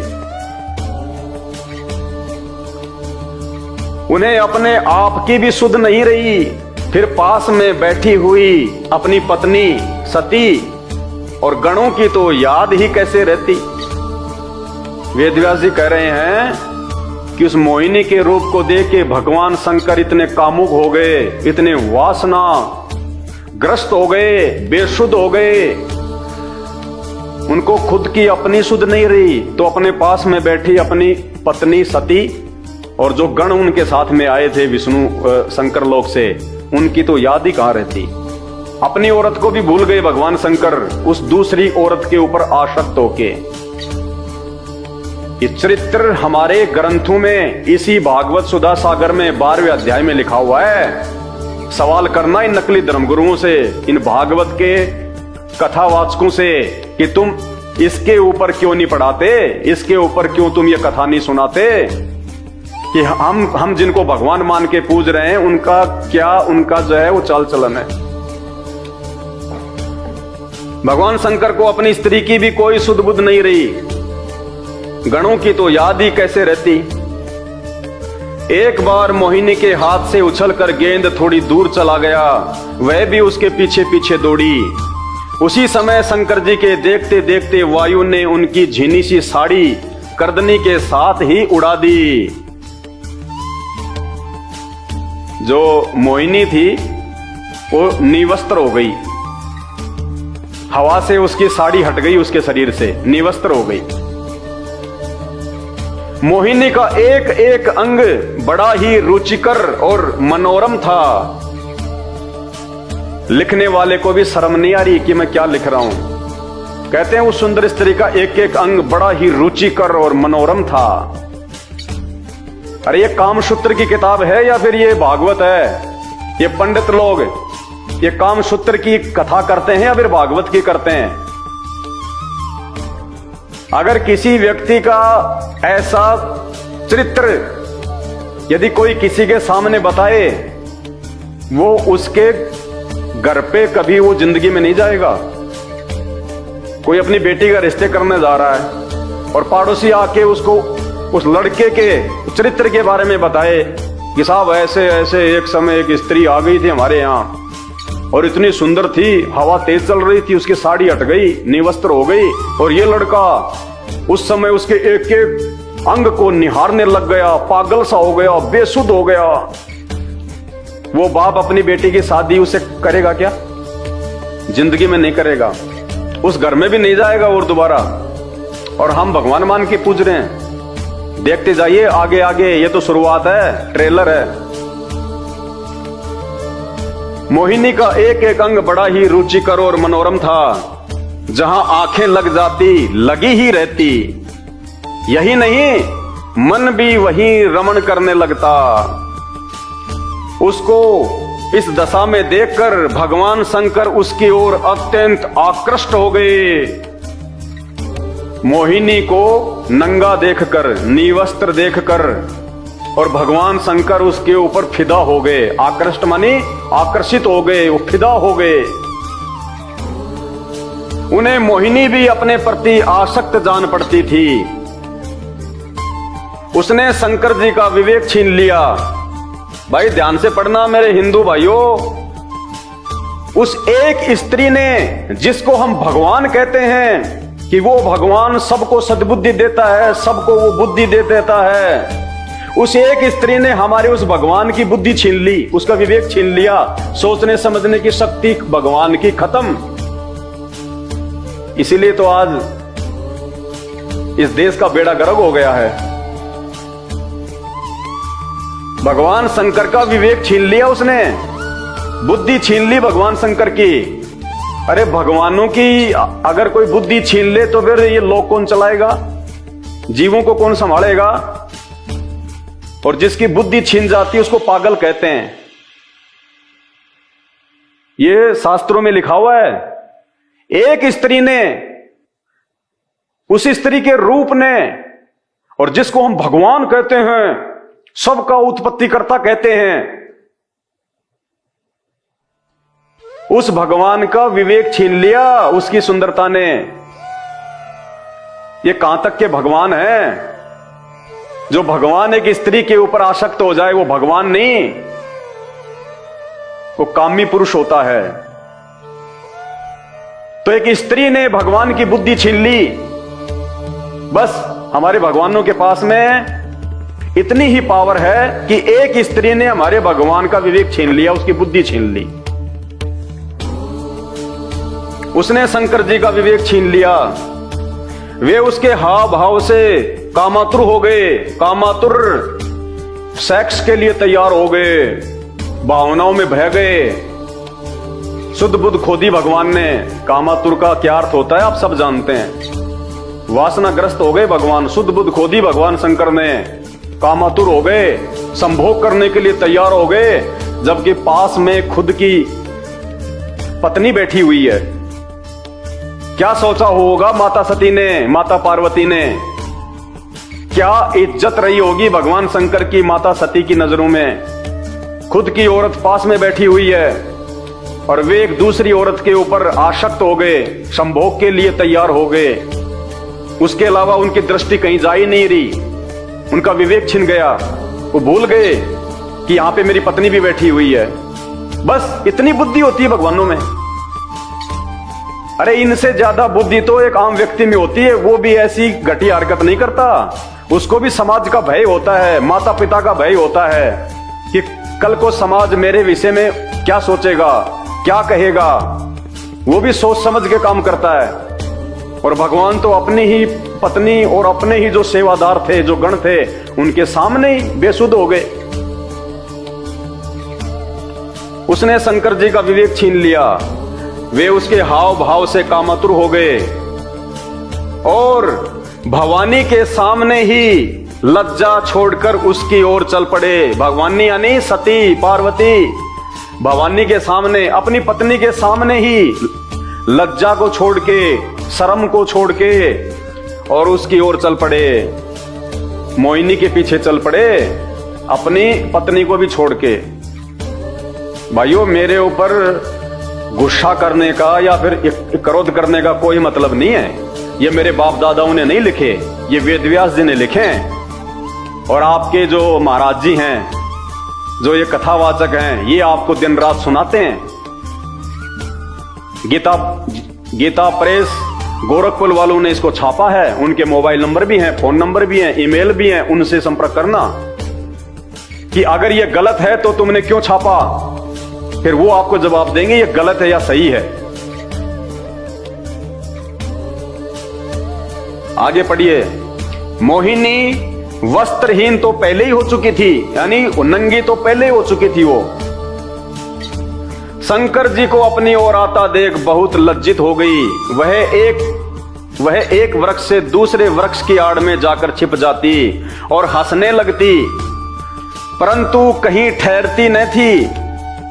भगवान शंकर की इंद्रियां अपने वश में नहीं रही। बताओ, ये भगवान है। भगवान शंकर की इंद्रियां अपने वश में नहीं रही, तो इनकी भक्ति करने से हमारी इंद्रियां कैसे वश में रहेंगी? कैसे हम एक अच्छे व्यक्ति बन सकते हैं, एक अच्छे साधक बन सकते हैं? जब एक औरत को देख के भगवान शंकर की भी इंद्रियां उनके काबू से बाहर हो गई, तो उस भगवान शंकर की भक्ति करने से हम जैसे 2 कोटि के आम व्यक्तियों की, आम भक्तों की इंद्रियां कैसे वश में रहेंगी? ये विचार करने की बात है। आप तो एक अच्छे इंसान भी नहीं बन सकते, क्योंकि हम जिसकी पूजा करते हैं उसके गुण और उसका चरित्र उस व्यक्ति ने अपने ऊपर धारण करना होता है कि मैं भी उनके जैसा बनूं। आज कौन माँ बाप चाहेगा अपने बच्चों को भगवान शंकर जी के जैसा बनाना? क्या चाहेगा कोई माँ बाप कि मेरा बच्चा मार्केट में जब जाए, स्कूल या कॉलेज में जाए, और यदि कोई सुंदर स्त्री या कोई बहन बेटी दिखाई दे तो उसके ऊपर आसक्त हो जाए, मोहित हो जाए? चाहेगा कोई माँ बाप? तो हम जिसकी पूजा करते हैं उसके गुण और उसका चरित्र ऑटोमेटिक हमारे अंदर समाहित हो जाता है। और इसी का यह नतीजा है कि आज समाज के अंदर माता बहनों का निकलना मुश्किल हो जाता है। बेचारी पूरे शरीर पे कपड़े पहन के निकलती हैं, फिर भी लोगों की जो कुदृष्टि है उससे वो जो है वो बच नहीं पाती। इन भगवानों की भक्ति करते करते, क्योंकि जिसकी भक्ति करेंगे उसके गुण, उसका स्वभाव ऑटोमेटिक उस भगत में आएगा। तो ये हमारे भगवानों का स्वभाव है, शंकर जी का, महादेव जिसको हम कहते हैं महादेव। भागवत में लिखा हुआ है जिसकी तुम कथा करते हो, और ये कथा करने से फिर तुम्हारा जो चरित्र है, तो तुम्हारे बच्चों का जो वो चरित्र है वो कहां से ठीक रहेगा? भगवान शंकर की इंद्रियां अपने वश में नहीं रही, वे काम वश हो गए। बताओ, फैल हो गए, डिस्फ्यूज हो गए, काम वश हो गए। अतः अथिनी के पीछे हाथी की तरह उनके पीछे दौड़ने लगे। 84 लाख योनियों में सबसे ज्यादा सेक्स, सबसे ज्यादा काम वासना हाथी के अंदर बताई गई है। तो वेदव्यास जी कह रहे हैं जैसे एक हाथी कामवश होके एक अथनी के पीछे अंधा होके जो है वो चल पड़ता है, वैसे हमारे भगवान की हालत हो गई, शंकर जी की, शिव जी की। विवेक खत्म, बुद्धि खत्म, सिर्फ काम वासना दिखाई दे रही है। कामातुर हाथी की तरह, और उस मोहिनी के पीछे भगवान शंकर लग लिए। क्या किया फिर भगवान शंकर ने? क्या किया हमारे भगवान ने, जिनके भरोसे हम वैकुंठ में जाने की सोच रहे हैं, शंकर जी के लोक में जाने की सोच रहे हैं, मुक्ति प्राप्त करने की सोच रहे हैं, यहां भी सुख प्राप्त करने की सोच रहे हैं। उन्होंने, यानी भगवान शंकर ने अत्यंत वेग से यानी दौड़ के भाग के उसका पीछा करके पीछे से उसका जूड़ा पकड़ लिया, पीछे से उसका जूड़ा पकड़ लिया मोहिनी का भगवान शंकर ने। और उसकी इच्छा न होने पर भी उसे दोनों भुजाओं में भरकर हृदय से लगा लिया। आज अगर कोई किसी लड़की को छेड़ देता है और वो मुकदमा कर देती है तो पॉक्सो एक्ट लगता है, 10 साल की जेल है। तो क्या हम ये सीखें अपने भगवान से कि अगर तुम्हें कहीं भी मार्केट में या बाजार में, स्कूल में या कॉलेज में कोई सुंदर लड़की दिखाई दे जाए तो तुम उसके ऊपर आसक्त हो जाओ और उसको वहीं पकड़ लो, उसको सबके सामने उसकी बात भर लो। ये सीखेंगे हम भगवानों से। ये चरित्र होता है भगवान का जिसको हम भगवान कहते हैं। इनकी पूजा हम करें ताकि इनका स्वभाव, इनके गुण हमारे अंदर भी आ जाएं और रोज हमारे यहां पे जूते लगे। भाई और बहनों, विचार करो, ये संत रामपाल जी ने नहीं लिखे, मैंने नहीं लिखे, वेद व्यास जी ने लिखा है, गीता प्रेस गोरखपुर वालों ने छापा है और आपके धर्मगुरु लेके आते हैं और आपको ये कथाएं सुनाते हैं। सवाल करो उनसे कि क्या एक भगवान का ऐसा चरित्र होता है क्या? अपनी पत्नी के सामने दूसरी औरत के ऊपर आसक्त हो गए, अपनी ही पत्नी के सामने दूसरी औरत को बांध भर लिया, संभोग करने की दृष्टि से काम वासना में लिप्त होके। आम व्यक्ति को भी तो इतनी शर्म होती है आज, आम व्यक्ति को भी। अगर कोई व्यक्ति अपनी औरत के साथ कहीं जा रहा है, चाहे कितनी सुंदर क्यों ना आ जाओ, वो व्यक्ति में भी इतनी कॉमन सेंस होती है, वो भी ऐसी नीच और गंदी हरकत नहीं करेगा जो हमारे भगवान कर रहे हैं। ये पूजा के योग्य हैं।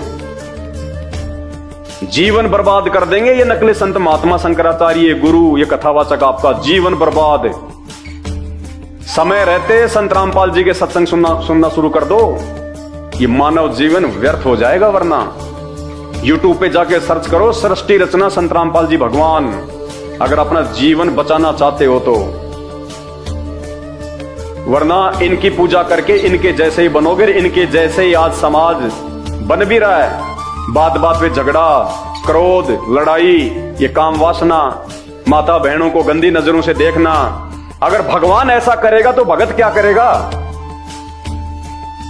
अरे गुरु अगर बैंगन खाएगा और चेले को कहेगा कि तू परहेज कर, तो वो कैसे करेगा? कभी नहीं कर सकता। तो आज शंकर के जो भगत हैं वो भी ऐसा ही करेंगे, ब्रह्मा विष्णु महेश के भगत हैं वो भी ऐसा ही करेंगे। आने वाले दिनों में आपको इन्हीं धर्म ग्रंथों से आपको ब्रह्मा जी का बताएंगे। अपनी ही बेटी को उन्होंने पीछे से बांध भर ली काम वासना में होके। चलो शंकर जी तो चलो कोई दूसरी औरत है, ब्रह्मा जी ने तो अपनी खुद की बेटी। भाई शर्म आती है इनको भगवान बोलते हुए। तो कौन है फिर वो भगवान जो ये सृष्टि चला रहा है? अगर शंकर जी अगर सृष्टि चला रहे हैं तो जिस समय मोहिनी का सुंदर रूप देख के शंकर जी का जो विवेक है वो छिन गया, तो शंकर जी को तो सुध बुध रही नहीं, तो सृष्टि कौन चला रहा था फिर उस समय जब शंकर जी अपने होशो हौस में नहीं थे? शंकर जी को मालूम नहीं था कि क्या हो गया। उस समय कौन सृष्टि चला रहा था? वो भगवान कौन है जो इनसे भी ऊपर है, सबसे ऊपर है। उसकी जानकारी संत रामपाल जी ने दी है इन्हीं शास्त्रों में दिखा के। सत्संग सुन लेना यूट्यूब पे जाके, संत रामपाल जी भगवान के सत्संग सृष्टि रचना। भगवान शंकर ने यानी उन्होंने अत्यंत वेग से उनका पीछा करके पीछे से उनका जूड़ा पकड़ लिया और उसकी इच्छा न होने पर भी उसे दोनों भुजाओं में भरकर हृदय से लगा लिया। आपके घर पे आपका कोई दोस्त आ जाए और आपकी बहन को या आपकी औरत को देख के वो भगवान शंकर की तरह हो जाए और काम वासना के वशीभूत हो गए, सेक्स करने की इच्छा से अगर वो आपकी बहन का या आपकी औरत का यदि वो पीछे से जूड़ा पकड़ ले, उसको बांध भर ले, आप क्या करोगे? उसको खीर खिलाओगे? उसके लिए आप अच्छा सा मतलब बेड लगाओगे कि रात को आप आराम करो? उसी समय जूते मार मार के भगा दोगे आप कि नालायक इंसान, तुझे ये भी नहीं पता कि समाज में कैसे राज आता है। दूसरे की माँ बहन बेटियों को अपनी माँ बहन और बेटी की दृष्टि से जो है वो देखना चाहिए। नालायक इंसान, तुझे इतनी भी तमीज नहीं है। और भगवान की हम पूजा कर रहे हैं जो वही काम कर रहे हैं। उनके आगे हम अगरबत्ती कर रहे हैं, उनके हम फूल चढ़ा रहे हैं कि भगवान बहुत अच्छा, तुम करो, हम संभाल लेंगे, टेंशन ना लो आप।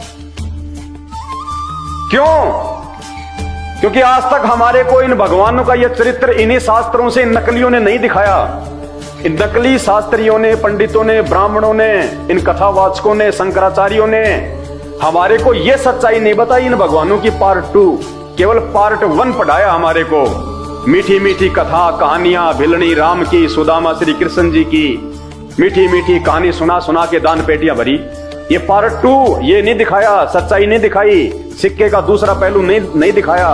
क्योंकि ये अगर वो बता दें इन भगवानों के विषय में तो लोग इनको पूजना छोड़ दें और लोग सवाल करें कि ये तो भगवान हो नहीं सकते ऐसे काम करने वाले। भाई भगवान कौन है उसकी जानकारी दो, जो इन गंदे कर्मों से दूर होता है।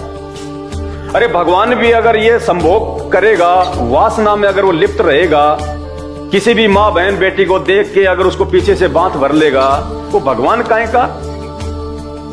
तो इनके पास कोई जवाब नहीं होता, क्योंकि इनको तत्व ज्ञान नहीं है। इन पंडितों को, इन कथावाचकों को, इनको सृष्टि रचना का नहीं पता। उसके लिए आपको केवल संत रामपाल जी के सत्संग सुनने पड़ेंगे यूट्यूब पे। सृष्टि रचना संत रामपाल जी भगवान, फिर देखना आपकी आंखें खुल जाएंगी, आंखें कि हे भगवान हमारा तो जीवन बर्बाद हो रहा था, भला हुआ जो समय रहते हमें संत रामपाल जी भगवान के बारे में पता चल गया। उन्होंने अत्यंत वेग से उनका पीछा करके पीछे से उनका जूड़ा पकड़ लिया और उसकी इच्छा न होने पर भी उसे दोनों भुजाओं में भरकर हृदय से लगा लिया। जैसे हाथी हथीनी का आलिंगन करता है, वैसे ही भगवान शंकर ने उसका आलिंगन किया। भगवान शंकर ने बांध भर के छाती से लगा के और जो है वो किस करने लग गए जबरदस्ती।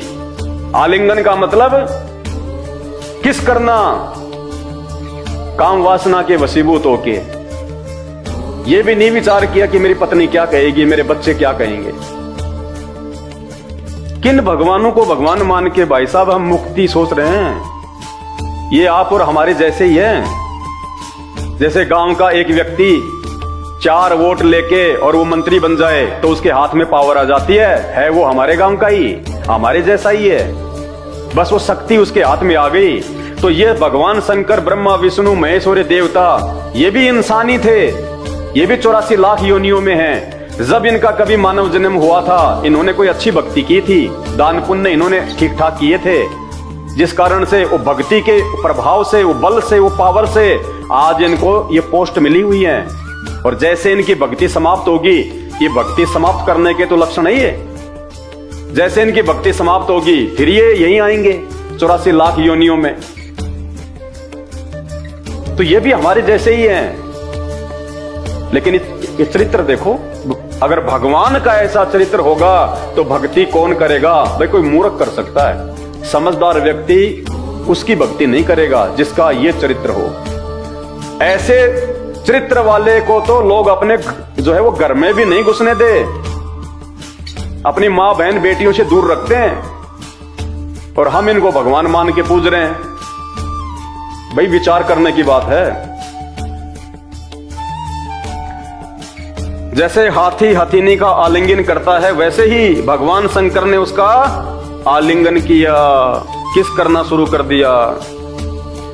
वह इधर उधर खिसक कर छुड़ाने की चेष्टा करने लगी, वो बेचारी अपना बचाव करने लगी और भगवान ने जबरदस्ती पकड़ लिया। आज कोई जबरदस्ती करे तो कोर्ट उसको 10 साल की सजा कर देती है। इसी छीना झपटी में उनके सिर के बाल बिखर गए। वास्तव में वह सुंदरी भगवान की रची हुई माया थी।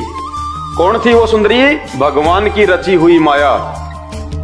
तो फिर शंकर जी कौन थे? फिर शंकर जी कौन थे?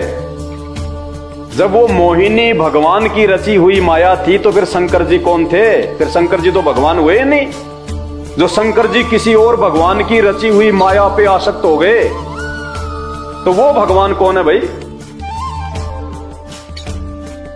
ये सारा रहस्य आपको समझ में आएगा संत रामपाल जी के जब आप सत्संग सुनना शुरू करोगे।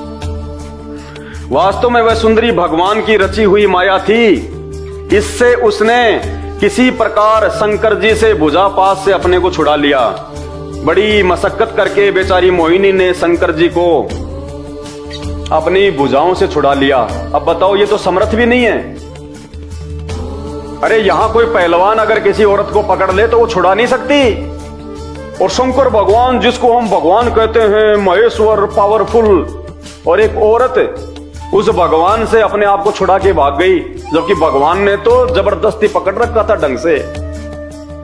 तो भगवान में तो पावर भी नहीं है भुजाओं में, एक औरत छुड़ा के भाग गई। ये भी विचार करने की बात है। इससे उसने किसी प्रकार शंकर जी के भुजा पास से अपने को छुड़ा लिया और बड़े वेग से भागी, बड़ी तेजी से भागी बेचारी अपनी इज्जत रक्षा के लिए। भगवान शंकर भी उन मोहिनी वेशधारी अद्भुत कर्मा भगवान विष्णु के पीछे पीछे दौड़ने लगे। विष्णु भी कम नहीं है, मजे वो भी पूरे ले रहा है कि ढंग से पागल करूंगा आज तेरे को। उस समय ऐसा जान पड़ता था मानो उनके शत्रु कामदेव ने इस समय उन पर विजय प्राप्त कर ली। बताओ, यानी सेक्स ने भगवान शंकर पे विजय प्राप्त कर ली, ऐसा जान पड़ रहा था। वेदव्यास जी कह रहे हैं, अरे जब एक कामदेव, वो तो एक देव है, महादेव नहीं है, जब एक देवता ने, एक कामदेव ने और शंकर जी के ऊपर विजय प्राप्त कर ली, तो ये काहे के भगवान हुए, काहे के महादेव हुए। वो कामदेव बड़ा हो गया शंकर भगवान से, तो जिसने भगवान शंकर पे विजय प्राप्त कर ली। इसलिए तो रावण ने इन 33 करोड़ देव देवताओं को अपनी जेल में डाल रखा था, इन्हीं कर्मों के चलते। तो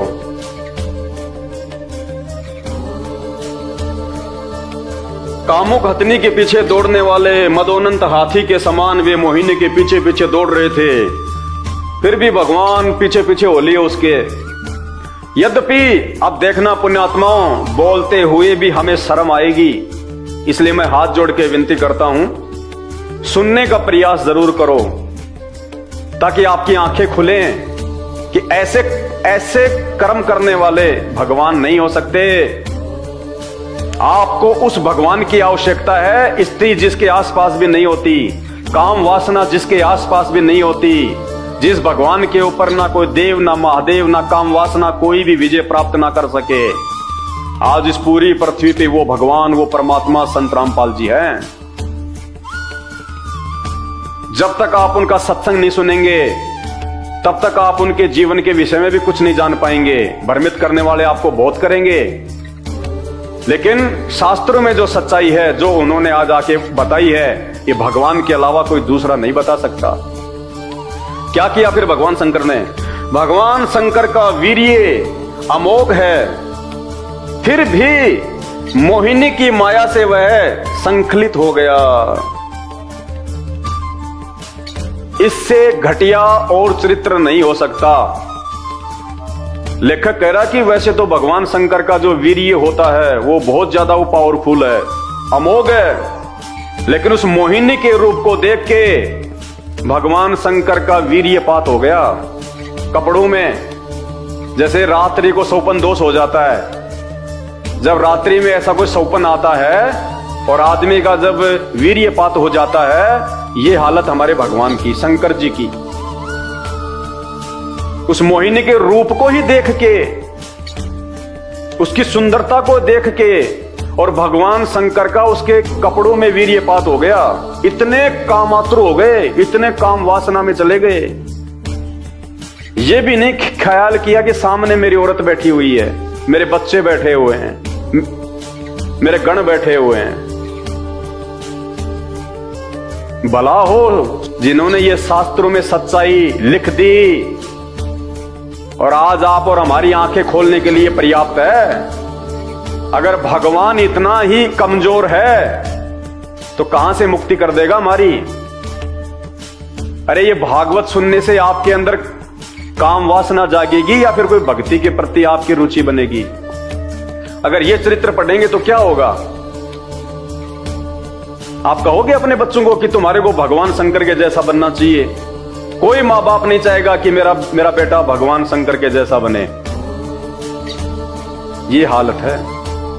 अरे 5 किलो देसी घी का किसी ने हलवा बनाया, हलवा तो बहुत अच्छी चीज होती है, सब कोई जो है खाने की इच्छा होती है, और उसमें एक बूंद यदि कोई जहर की डाल दे, कोई खाएगा उसको?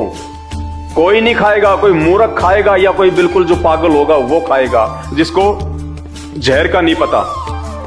तो ये चाहे कितने अच्छे हों भगवान शंकर, लेकिन एक चरित्र दाग लगा देता है, दाग। भाई और बहनों, विचार करो इन बातों पे। इन संतों ने, महंतों ने, इन पंडितों ने, इन शंकराचार्यों ने, इन भागवत के कथाकारों ने आप और हमारे को कहां मूर्ख बना रखा है। सिर्फ दान दक्षिणा के लिए आप लोगों तक ये सच्चाई नहीं पहुंचाई जा रही। धन्यवाद करो संत रामपाल जी भगवान का, जो सन 1994 से इन शास्त्रों को टीवी चैनलों पे दिखा दिखा के सच्चाई बता रहे हैं, और लाखों की संख्या में भगत आत्माओं ने अपना जीवन धन्य बना लिया। जीवन धन्य। मर्यादाओं के बिना भक्ति नहीं होती, नियमों के बिना भक्ति नहीं होती। जैसे किसी को कोई कैंसर का रोग है, डॉक्टर के पास जाएगा, डॉक्टर ऑपरेशन कर देगा और फिर उसको कुछ परहेज बताएगा। जब तक वो परहेज नहीं निभाएगा उसका इलाज संभव नहीं है, वो स्वस्थ नहीं हो सकता। ठीक इसी प्रकार जो भक्ति होती है उसके नियम होते हैं, मर्यादा होती है, जिनमें एक मर्यादा है दूसरे की मां बहन बेटे को अपनी मां बहन की नजर से देखना। ये नियम है भक्ति का। तो काहे की भक्ति है? शंकर जी तो खुद ही नियम तोड़ रहे हैं, इनके भक्तों पे कहां होगा असर? अरे मैं खाऊं गुड़ और दूसरों को कहूं भैया गुड़ नहीं खाना चाहिए, पेट में कीड़े पड़ जाएंगे, कहां से मेरे शब्द काम करेंगे? नहीं करेंगे। तो शंकर जी का ये चरित्र है तो उनके भक्तों का क्या होगा? कहां जाएंगे उनके भगत? इसलिए तो हम मरने के बाद में उनके श्राद्ध निकालते हैं, क्योंकि भूत बनते हैं सब भूत। ये पूर्ण परमात्मा नहीं है, पूर्ण भगवान नहीं है, सृष्टि का रचनहार नहीं है, ये महादेव नहीं है। ये तो आम इंसान का भी ऐसा नहीं होता है चरित्र। अगर गांव में कोई इंसान अगर सरेआम ऐसा कर दे, उस आदमी को गांव से बाहर निकाल दिया जाता है मुंह काला करके। और शंकर जी की हम घर में मूर्ति लगा के, फोटो लगा के हम इनके आगे अगरबत्ती कर रहे हैं, दिया जला रहे हैं, भगवान मान रहे हैं। भाई हमारी बुद्धि बिल्कुल फेल हो चुकी है, हमें पता ही नहीं फिर कौन भक्ति है और क्या भगवान है। देखा देखी में चल रहे हैं, भेड़ चाल में। जिसने जो बता दिया वो ही पूज लो, अंत में रोगे पछताओगे। जब ये शरीर छूटेगा ना, भगवान हिसाब मांगेगा वहां। वो पूर्ण परमात्मा जो इन सब के ऊपर है, जिसकी जानकारी संत रामपाल जी ने दी है और दुनिया में किसी के पास नहीं है, वो हिसाब मांगेगा एक एक श्वास का, कि बेटा इस श्वास से मैंने तेरे को पूर्ण गुरु से नाम लेके और सही मंत्र जाप करने के लिए दी थी, हिसाब दे। क्या हिसाब दोगे? उस समय ये शंकर जी नहीं आएंगे बचाने, ब्रह्मा विष्णु जी नहीं आएंगे, देव देवता नहीं आएंगे, खुद के कर्म खुद ने भोगने पड़ेंगे। तुम्हारे ये गुरुजन नहीं आएंगे, ये कथा कहने वाले, ये खुद उस समय आपको नरक में पड़े हुए मिलेंगे। विचार करो, अभी समय है। जब तक आप जीवित हैं तब तक समय है आपके पास में। एक बार शरीर छूट गया ना, कोई धनी नहीं है फिर।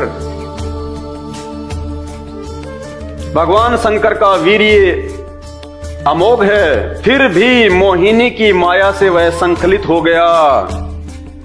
भगवान शंकर का वीर्य पृथ्वी पर जहां जहां गिरा वहां सोने चांदी की खाने बन गई, और उसको तुम अपने कानों में और नाक में और अपने गले में तुम सजा के घूम रहे हो। शर्म की बात है ये। तो ये चरित्र है हमारे भगवानों का। क्या भक्ति करें, कैसे दुनिया का भला होगा? तभी तो हर आदमी की नजर आजकल गंदी हो रखी है। अपनी मां बहन बेटियों को कोई सरेआम नहीं बाहर भेजता मार्केट में अकेला, सब राक्षस बैठे हुए हैं। 5-5 साल की बच्चियों के बलात्कार हो जाते हैं। भाई जब भगवान ऐसा करेंगे तो फिर उसके भगत क्या करेंगे? आम व्यक्ति क्या करेगा? समाज कैसे सुधरेगा? अगर इनका ये चरित्र है तो ये कथाकारों का क्या चरित्र होगा? उनके उजले उजले कपड़ों को देख के मत जाना, अंदर से क्या है वो। जब उनके इष्ट देव का ये चरित्र है तो उनके इष्ट देव की वो कथा करने वालों का क्या चरित्र होगा, क्या उनका स्वभाव होगा? कॉमन सेंस की बात है। दिखने में तो शंकर जी भी बहुत अच्छे लगते हैं, लेकिन पर्दे के पीछे क्या खेल है इस चीज को समझो, अपना जीवन बर्बाद होने से बचाओ भाई और बहनों। ये कोई झूठ नहीं है, पाखंड नहीं है। ये शास्त्र सबके घरों में रखे हुए हैं, नहीं है तो मार्केट से ले आना। श्री भागवत सुधा सागर 12वां अध्याय 8वां स्कंद पेज नंबर 549 से 552 पढ़ लेना। झुठला नहीं सकता कोई।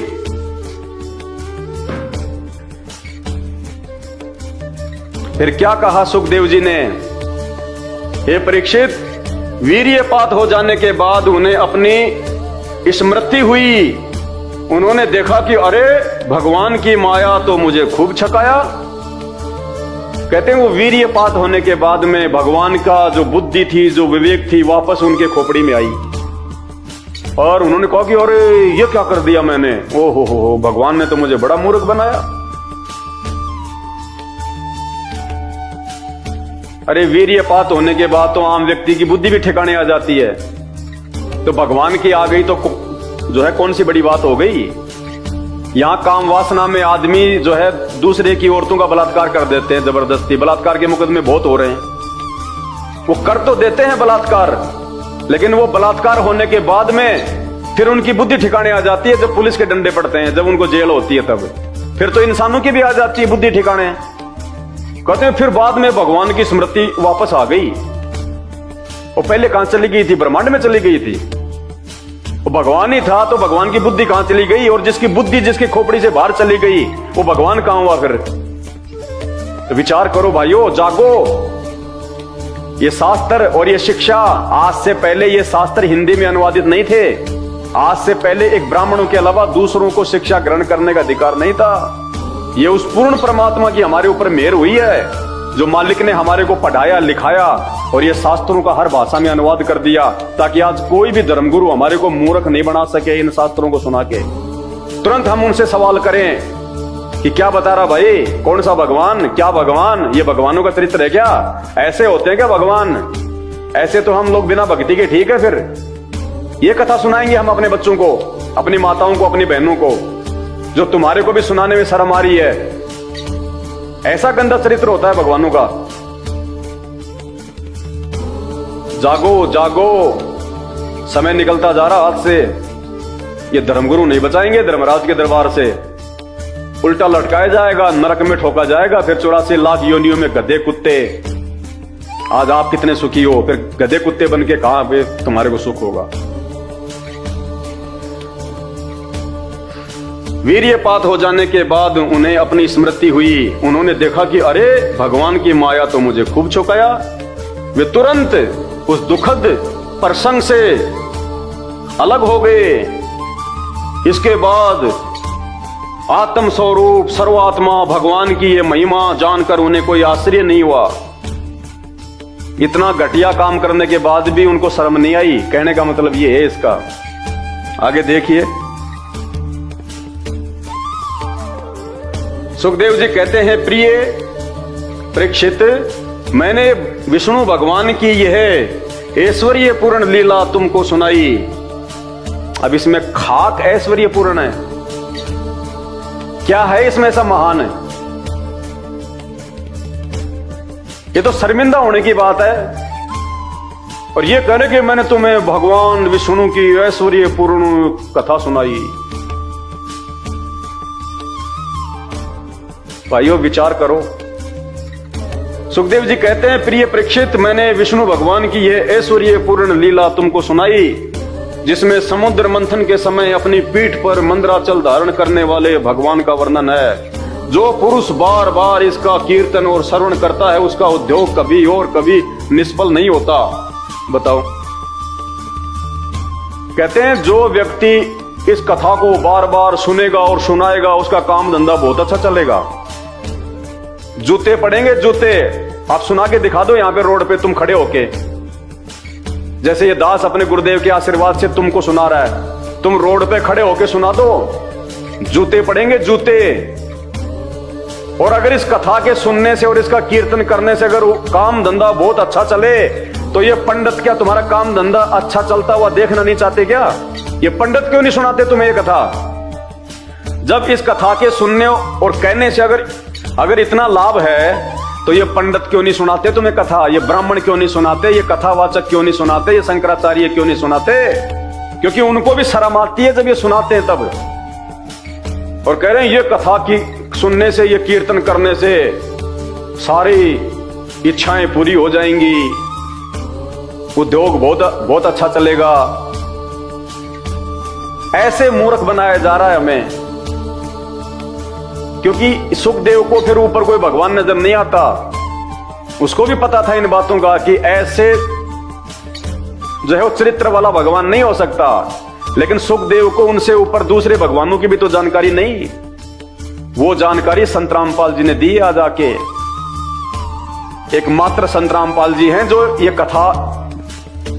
कथा सुनाने के अधिकारी हैं, एक संत के रूप में, धर्म गुरु के रूप में।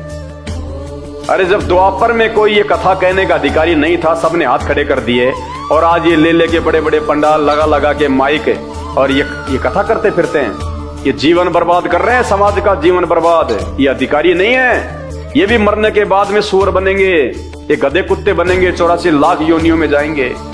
ये विधान है परमात्मा का। सत भक्ति केवल संत रामपाल जी के पास है, आज पूरे विश्व में किसी के पास नहीं है। अगर समझ में आ जाए तो बहुत अच्छी बात है। जो पुरुष बार बार इसका कीर्तन और श्रवण करता है, उसका उद्योग कभी और कभी निष्फल नहीं होता। आगे 13वां अध्याय आ गया। तो भाई और बहनों, आप सबसे मेरी हाथ जोड़ के विनती है, ये मानव शरीर परमात्मा ने केवल भक्ति के लिए दिया है। मानव जन्म दुर्लभ है, ये मिले न बारंबार। जैसे पेड़ से पत्ता टूट जाए वापस नहीं लगता डाल। एक बार ये छूट गया ना, तो जैसे वो फल या पत्ता पेड़ से टूट के गिर जाता है, फिर वापस नहीं लगता, ये वापस नहीं मिलेगा। और ये जितने भी नकली धर्मगुरु हैं, ये कथावाचक हैं, ये हमारे मानव जीवन को बर्बाद करवा रहे हैं। इनको खुद को शास्त्रों का वास्तविक ज्ञान नहीं है, ना ये कथा करने के ये अधिकारी हैं, ना ये कोई मंत्र देने के अधिकारी हैं, ना इनका कोई चरित्र अच्छा है, ना इनके कोई विचार अच्छे हैं, ना इनकी भक्ति की कोई मर्यादा है, ना कोई नियम है। बस इनको दान दक्षिणा दिए जाओ, बाकी शराब पियो, बीड़ी पियो, मांस खाओ, तुम गुटखा खाओ, चोरी करो, जारी करो, तुम रिश्वत लो, जीव हत्या करो, इनको कोई मतलब नहीं है। समय रहते संत रामपाल जी के सत्संग सुनना शुरू कर दो। रोजाना शाम को 7:30 बजे साधना टीवी चैनल पे 7:30 बजे से 8:30 बजे तक 1 घंटे का सत्संग आता है। बाकी मोबाइल सबके हाथ में है, यूट्यूब पे जाके सर्च करो, सृष्टि रचना संत रामपाल जी भगवान। भाई और बहनों, आने वाला समय बड़ा विनाशक है, प्राकृतिक उथल पुथल का समय है। उस समय आपके ये नकली गुरु नहीं बचाएंगे आपको। जिन भगवानों की आप भक्ति कर रहे हो, जिनको भगवान मान के, ये आधे अधूरे भगवान आपको नहीं बचा पाएंगे। केवल संत रामपाल जी हैं जिनके मार्गदर्शन में आप अपने और अपने परिवार की रक्षा कर सकते हो। एक वर्तमान में धर्मगुरु कहलाने के अधिकारी, जगत गुरु कहलाने के अधिकारी केवल संत रामपाल जी हैं। इन संपूर्ण शास्त्रों का वास्तविक ज्ञान केवल वर्तमान में संत रामपाल जी को है। धरती पे दूसरा कोई पुरुष नहीं है कि डमी गॉड है, आधे अधूरे भगवान हैं। और ये जितने भी नकले संत, महात्मा, मंडलेश्वर, शंकराचार्य, धर्मगुरु हैं, ये आपको काल की भेंट चढ़ाने आए, काल की भेंट। समय रहते जाग जाओ। आने वाले समय में आपको और सच्चाई इन्हीं धर्म ग्रंथों से दिखाई जाएगी, जो सच्चाई संत रामपाल जी भगवान सन 1994 से लगातार दिखा रहे हैं। सिर्फ एक बार सत्संग सुनने की आवश्यकता है, निष्पक्ष होकर। जिस प्रकार आपने कभी पहली बार इन नकलियों के आपने सुने होंगे सत्संग, इनके प्रवचन कुछ भी नहीं है। जिसने संत रामपाल जी के प्रवचन सुन लिए निष्पक्ष होकर, धैर्य के साथ, और समझने का प्रयास किया कि वास्तव में इन धर्म ग्रंथों में क्या लिखा हुआ है और हम क्या साधना कर रहे हैं, हमसे किनको भगवान मनवा के पूजा करवाई जा रही है, और वास्तव में वो एक भगवान कौन है। सभी धर्मों की संत रामपाल जी ने पुस्तकें दिखा के उन धर्मों के अंदर फैले हुए पाखंड को उजागर किया है। चाहे हिंदू धर्म हो, चाहे मुसलमान धर्म हो, चाहे सिख हो, चाहे ईसाई हो, चाहे जैन हो, चाहे बौद्ध हो, सिर्फ YouTube पे जाके एक बार सत्संग सुनने की आवश्यकता है, वरना अंत में आपके पास में पछताने के अलावा दूसरा कोई चारा नहीं रहेगा। ये ब्रह्मा विष्णु महेश और ये 33 करोड़ देवी देवता, ये आधे अधूरे भगवान हैं, इसीलिए तो हर व्यक्ति इनका मजाक उड़ा देता है। एक वीडियो देखिएगा आप, जिसमें एक संत हैं, अपने आप को वो सनातनी कह रहे हैं, परिवाजक कह रहे हैं, संत का चोला धारण कर रखा है, शंकराचार्य जी की तरह भगवा धारण कर रखा है। और आजकल जो बागेश्वर नाम से कोई संत है, जो हनुमान जी का उपासक है, वो चैलेंज कर रहा है, आप ही का भाई सनातनी, वो चैलेंज कर रहा है कि मैं चैलेंज करता हूं बागेश्वर धाम के धीरेन्द्र शास्त्री को और उसके भगवान हनुमान को, अगर उनमें कोई पावर है तो मेरा सामना करो। वो कह रहा है कि वो पाखंड है, सब हनुमान जी के नाम पे जो भी कुछ वो कर रहा है वो पाखंड है सरासर, और हम पाखंड का समर्थन नहीं करते। और अंत में वो चैलेंज कर रहा है धीरेन्द्र शास्त्री और हनुमान को कि हनुमान अगर है, अगर कोई सिद्धि है तो आओ मेरे सामने, मैं उसको चैलेंज करता हूं। सुनिए वीडियो। पाखंडियों को छोड़ो, ये बाबा कहाँ से आ गया यहाँ? मैं एक परिव्राजक हूँ, मैं परिव्राजक हूँ, मैं पाखंडवाद का समर्थक नहीं हूँ। मैं कहता हूँ, अरे सुनो, मैं कहता हूँ यदि उसके हनुमान में इतनी दम है, बाबा बागेश्वर के हनुमान में इतनी, सुन लो मेरी बात, यदि उसके हनुमान में इतनी दम है तो इस देश के जितने वैश्यालय, जितने कत्ल खाने चल रहे, हनुमान जी जाएं और अपनी गधा से उनका चूरमा बनाएं। बोलो सही कि नहीं? बोलो सही कि नहीं? यदि हनुमान जी इस युग के सिद्ध देवता है, यदि हमको देवताओं के सहारे जीना है, देवताओं के सहारे जीना, तो हनुमान जी जाएं और सारे कत्ल खाने, वैश्यालय, सारे कत्ल खाने अपनी गदा से, अपनी मुष्टिका से उनका पाउडर बनाएं। जैसा उन्होंने लंका में जाके, जैसे लंका में घुस के सर्जिकल स्ट्राइक किया था, वैसे हनुमान जी आज भी सर्जिकल स्ट्राइक करके दिखाएं, तो हम बागेश्वर वाले हनुमान जी को और उनके उन चमचों को चैलेंज करते हैं। बोलो। काफी ज्ञानी लग रहे, कितना पढ़े लिखे हैं आप? अरे हमने पढ़ाई लिखाई तो 2.5 अक्षर प्रेम का, पोथी पढ़ पढ़ जगमुआ पंडित भयानक होए, और 2.5 अक्षर प्रेम का पढ़े सो पंडित होए। तो सुना आपने वीडियो, हनुमान जी को चैलेंज कर रहा है। क्यों चैलेंज कर रहा है? क्योंकि उनको पता है कि ऐसी कोई शक्ति व्यक्ति नहीं है, ये पूर्व जन्म की कोई सिद्धि है, कोई छोटी मोटी, धीरेन्द्र शास्त्री के पास में, जो वर्तमान में वो अपनी शक्ति को बर्बाद कर रहा है, वो खर्च कर रहा है, और अंत में जब उसकी वो शक्ति वो खत्म हो जाएगी लोगों में बांट बांट के, उसका क्या हाल होगा फिर। तो इनको भी पता है इन सब बातों का कि इन देव देवताओं के नाम पे केवल लोग ढोंग कर रहे हैं, पाखंड कर रहे हैं, लोग अपने धंधे को चमका रहे हैं। तभी तो इन्होंने हनुमान जी को भी चैलेंज कर दिया कि अगर हनुमान जी है तो आओ सामने, क्योंकि इनको सब पता है इन शास्त्रों में क्या लिखा हुआ है, ये कहां तक के भगवान है, कहां तक की इनकी पावर है। एक वीडियो आपको और दिखाते हैं। श्री नरेश चंद्र अग्रवाल जी हैं, राज्यसभा के सदस्य हैं। वो राज्यसभा में, जहां पे देश के नेता लोग बैठे होते हैं, जहां पे बुद्धिजीवी लोग बैठे होते हैं, उन सब के सामने वो एक श्लोक बोल के आपके देवी देवताओं का, आपके भगवानों का, जिनको आप भगवान विष्णु मान के पूज रहे हैं, हनुमान जी मान के पूज रहे हैं, उनका मजाक उड़ा रहे हैं, और उनके साथी तालियां बजा रहे हैं, हंस रहे हैं। वो कहते हैं कि विस्की में विष्णु बसे, विस्की शराब, उसमें कौन बसता है? विष्णु भगवान, जिसको आप भगवान मानते, जिसकी पूजा करते हैं। विस्की में विष्णु बसे, रम में बसे श्री राम।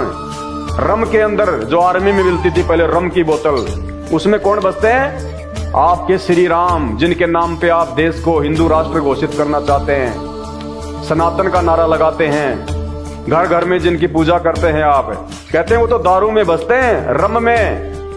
विस्की में विष्णु बसे, रम में बसे श्री राम, जिनमें माता जानकी, माता जानकी सीता जी को कहां बताया उन्होंने? जिन, जो कि एक शराब आती है। जिनमें बसे माता जानकी, और ठर्रे में हनुमान, देसी पौवा आता ठर्रा, कहते हैं उसमें हनुमान जी बसते हैं।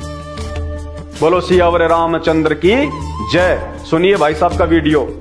मैंने तो इतना भी कुछ नहीं कहा, संत रामपाल जी ने तो ऐसा भी नहीं कहा कुछ उन्होंने। मेरे गुरुदेव भगवान ने तो केवल वो सच्चाई बताई है जो इन शास्त्रों में लिखी हुई है। इसको सुन के भी अगर किसी धर्मगुरु के अगर पेट में दर्द होता है तो भाई ये तो उसकी कमजोरी है। ये सच्चाई तो आज नहीं तो कल ये तो समाज के सामने आएगी। भगवान धरती पे आया हुआ है तो तुम्हारे पाखंड का पर्दाफाश होगा। तुमने जो पूर्वजों को ये भूत पूजा करवा करवा के, ये भागवत सुना सुना के जो तुमने लोगों को भूत बनवा दिया, आज उनके श्राद्ध निकलवाते हो। फिर डबल कमाई, पहले तो भागवत के नाम पे कमाई, फिर मरने के बाद में श्राद्ध के नाम पे कमाई, कर्म कांड के नाम पे कमाई। अब इस पाखंड से पर्दा उठेगा हर धर्म का। धीरे धीरे दूसरे धर्मों में फैले हुए पाखंड का भी वीडियो बनेगा। हमारा मकसद केवल समाज को सत्यता से रूबरू करवाना है। आप जैसे कथावाचक पंडित मौलवी जो दुनिया को भ्रमित कर रहे हैं अपने धंधे के लिए, सबका पाखंड उजागर होगा। परमात्मा धरती पे है, अब तुम छुपने वाले नहीं हो। तुम्हारी दुकानें बहुत चल चुकी हैं, अब नहीं चलेंगी।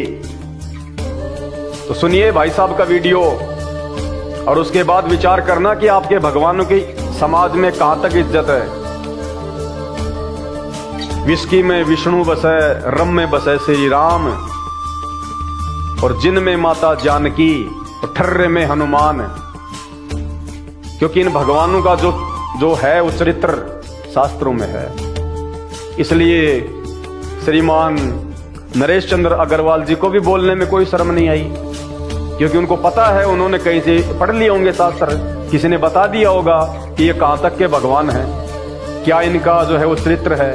तो उनको भी बोलने में कोई शर्म नहीं आई और पूरा देश उनका समर्थन कर रहा है।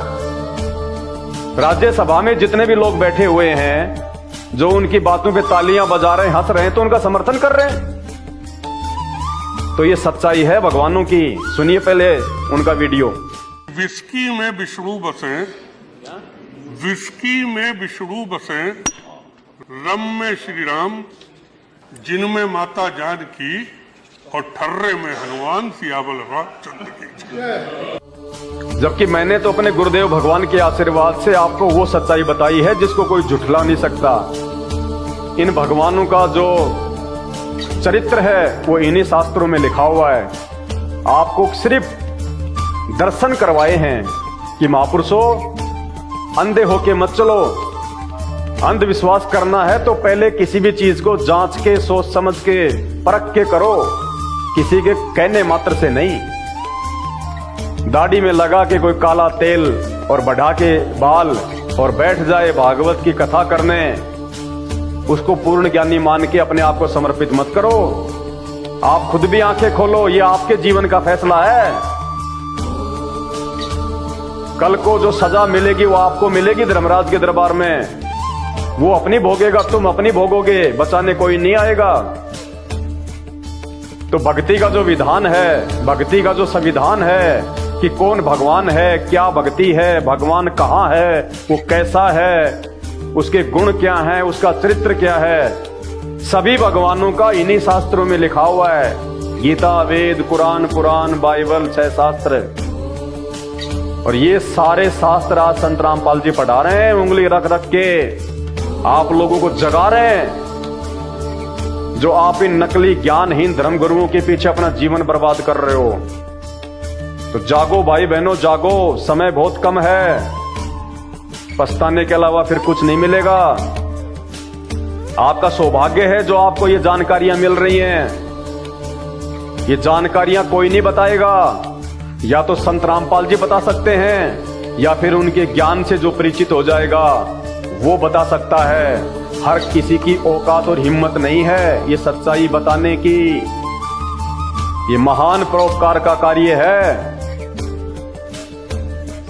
वरना गधे, कुत्ते, सुअर तो बनना ही है जो आप अपने आसपास देखते हो। ये कहां से आ गए? ये वो ही हैं जो कभी मानव शरीर में थे आप और हमारी तरह, लेकिन भक्ति नहीं की, और की तो ये नकली संतों के पीछे लगे रहे। और आज उनकी दुर्गतियां हो रही हैं, दुर्गतियां। तो विचार करो इन सब बातों पे और समय रहते संत रामपाल जी की शरण में आ जाओ।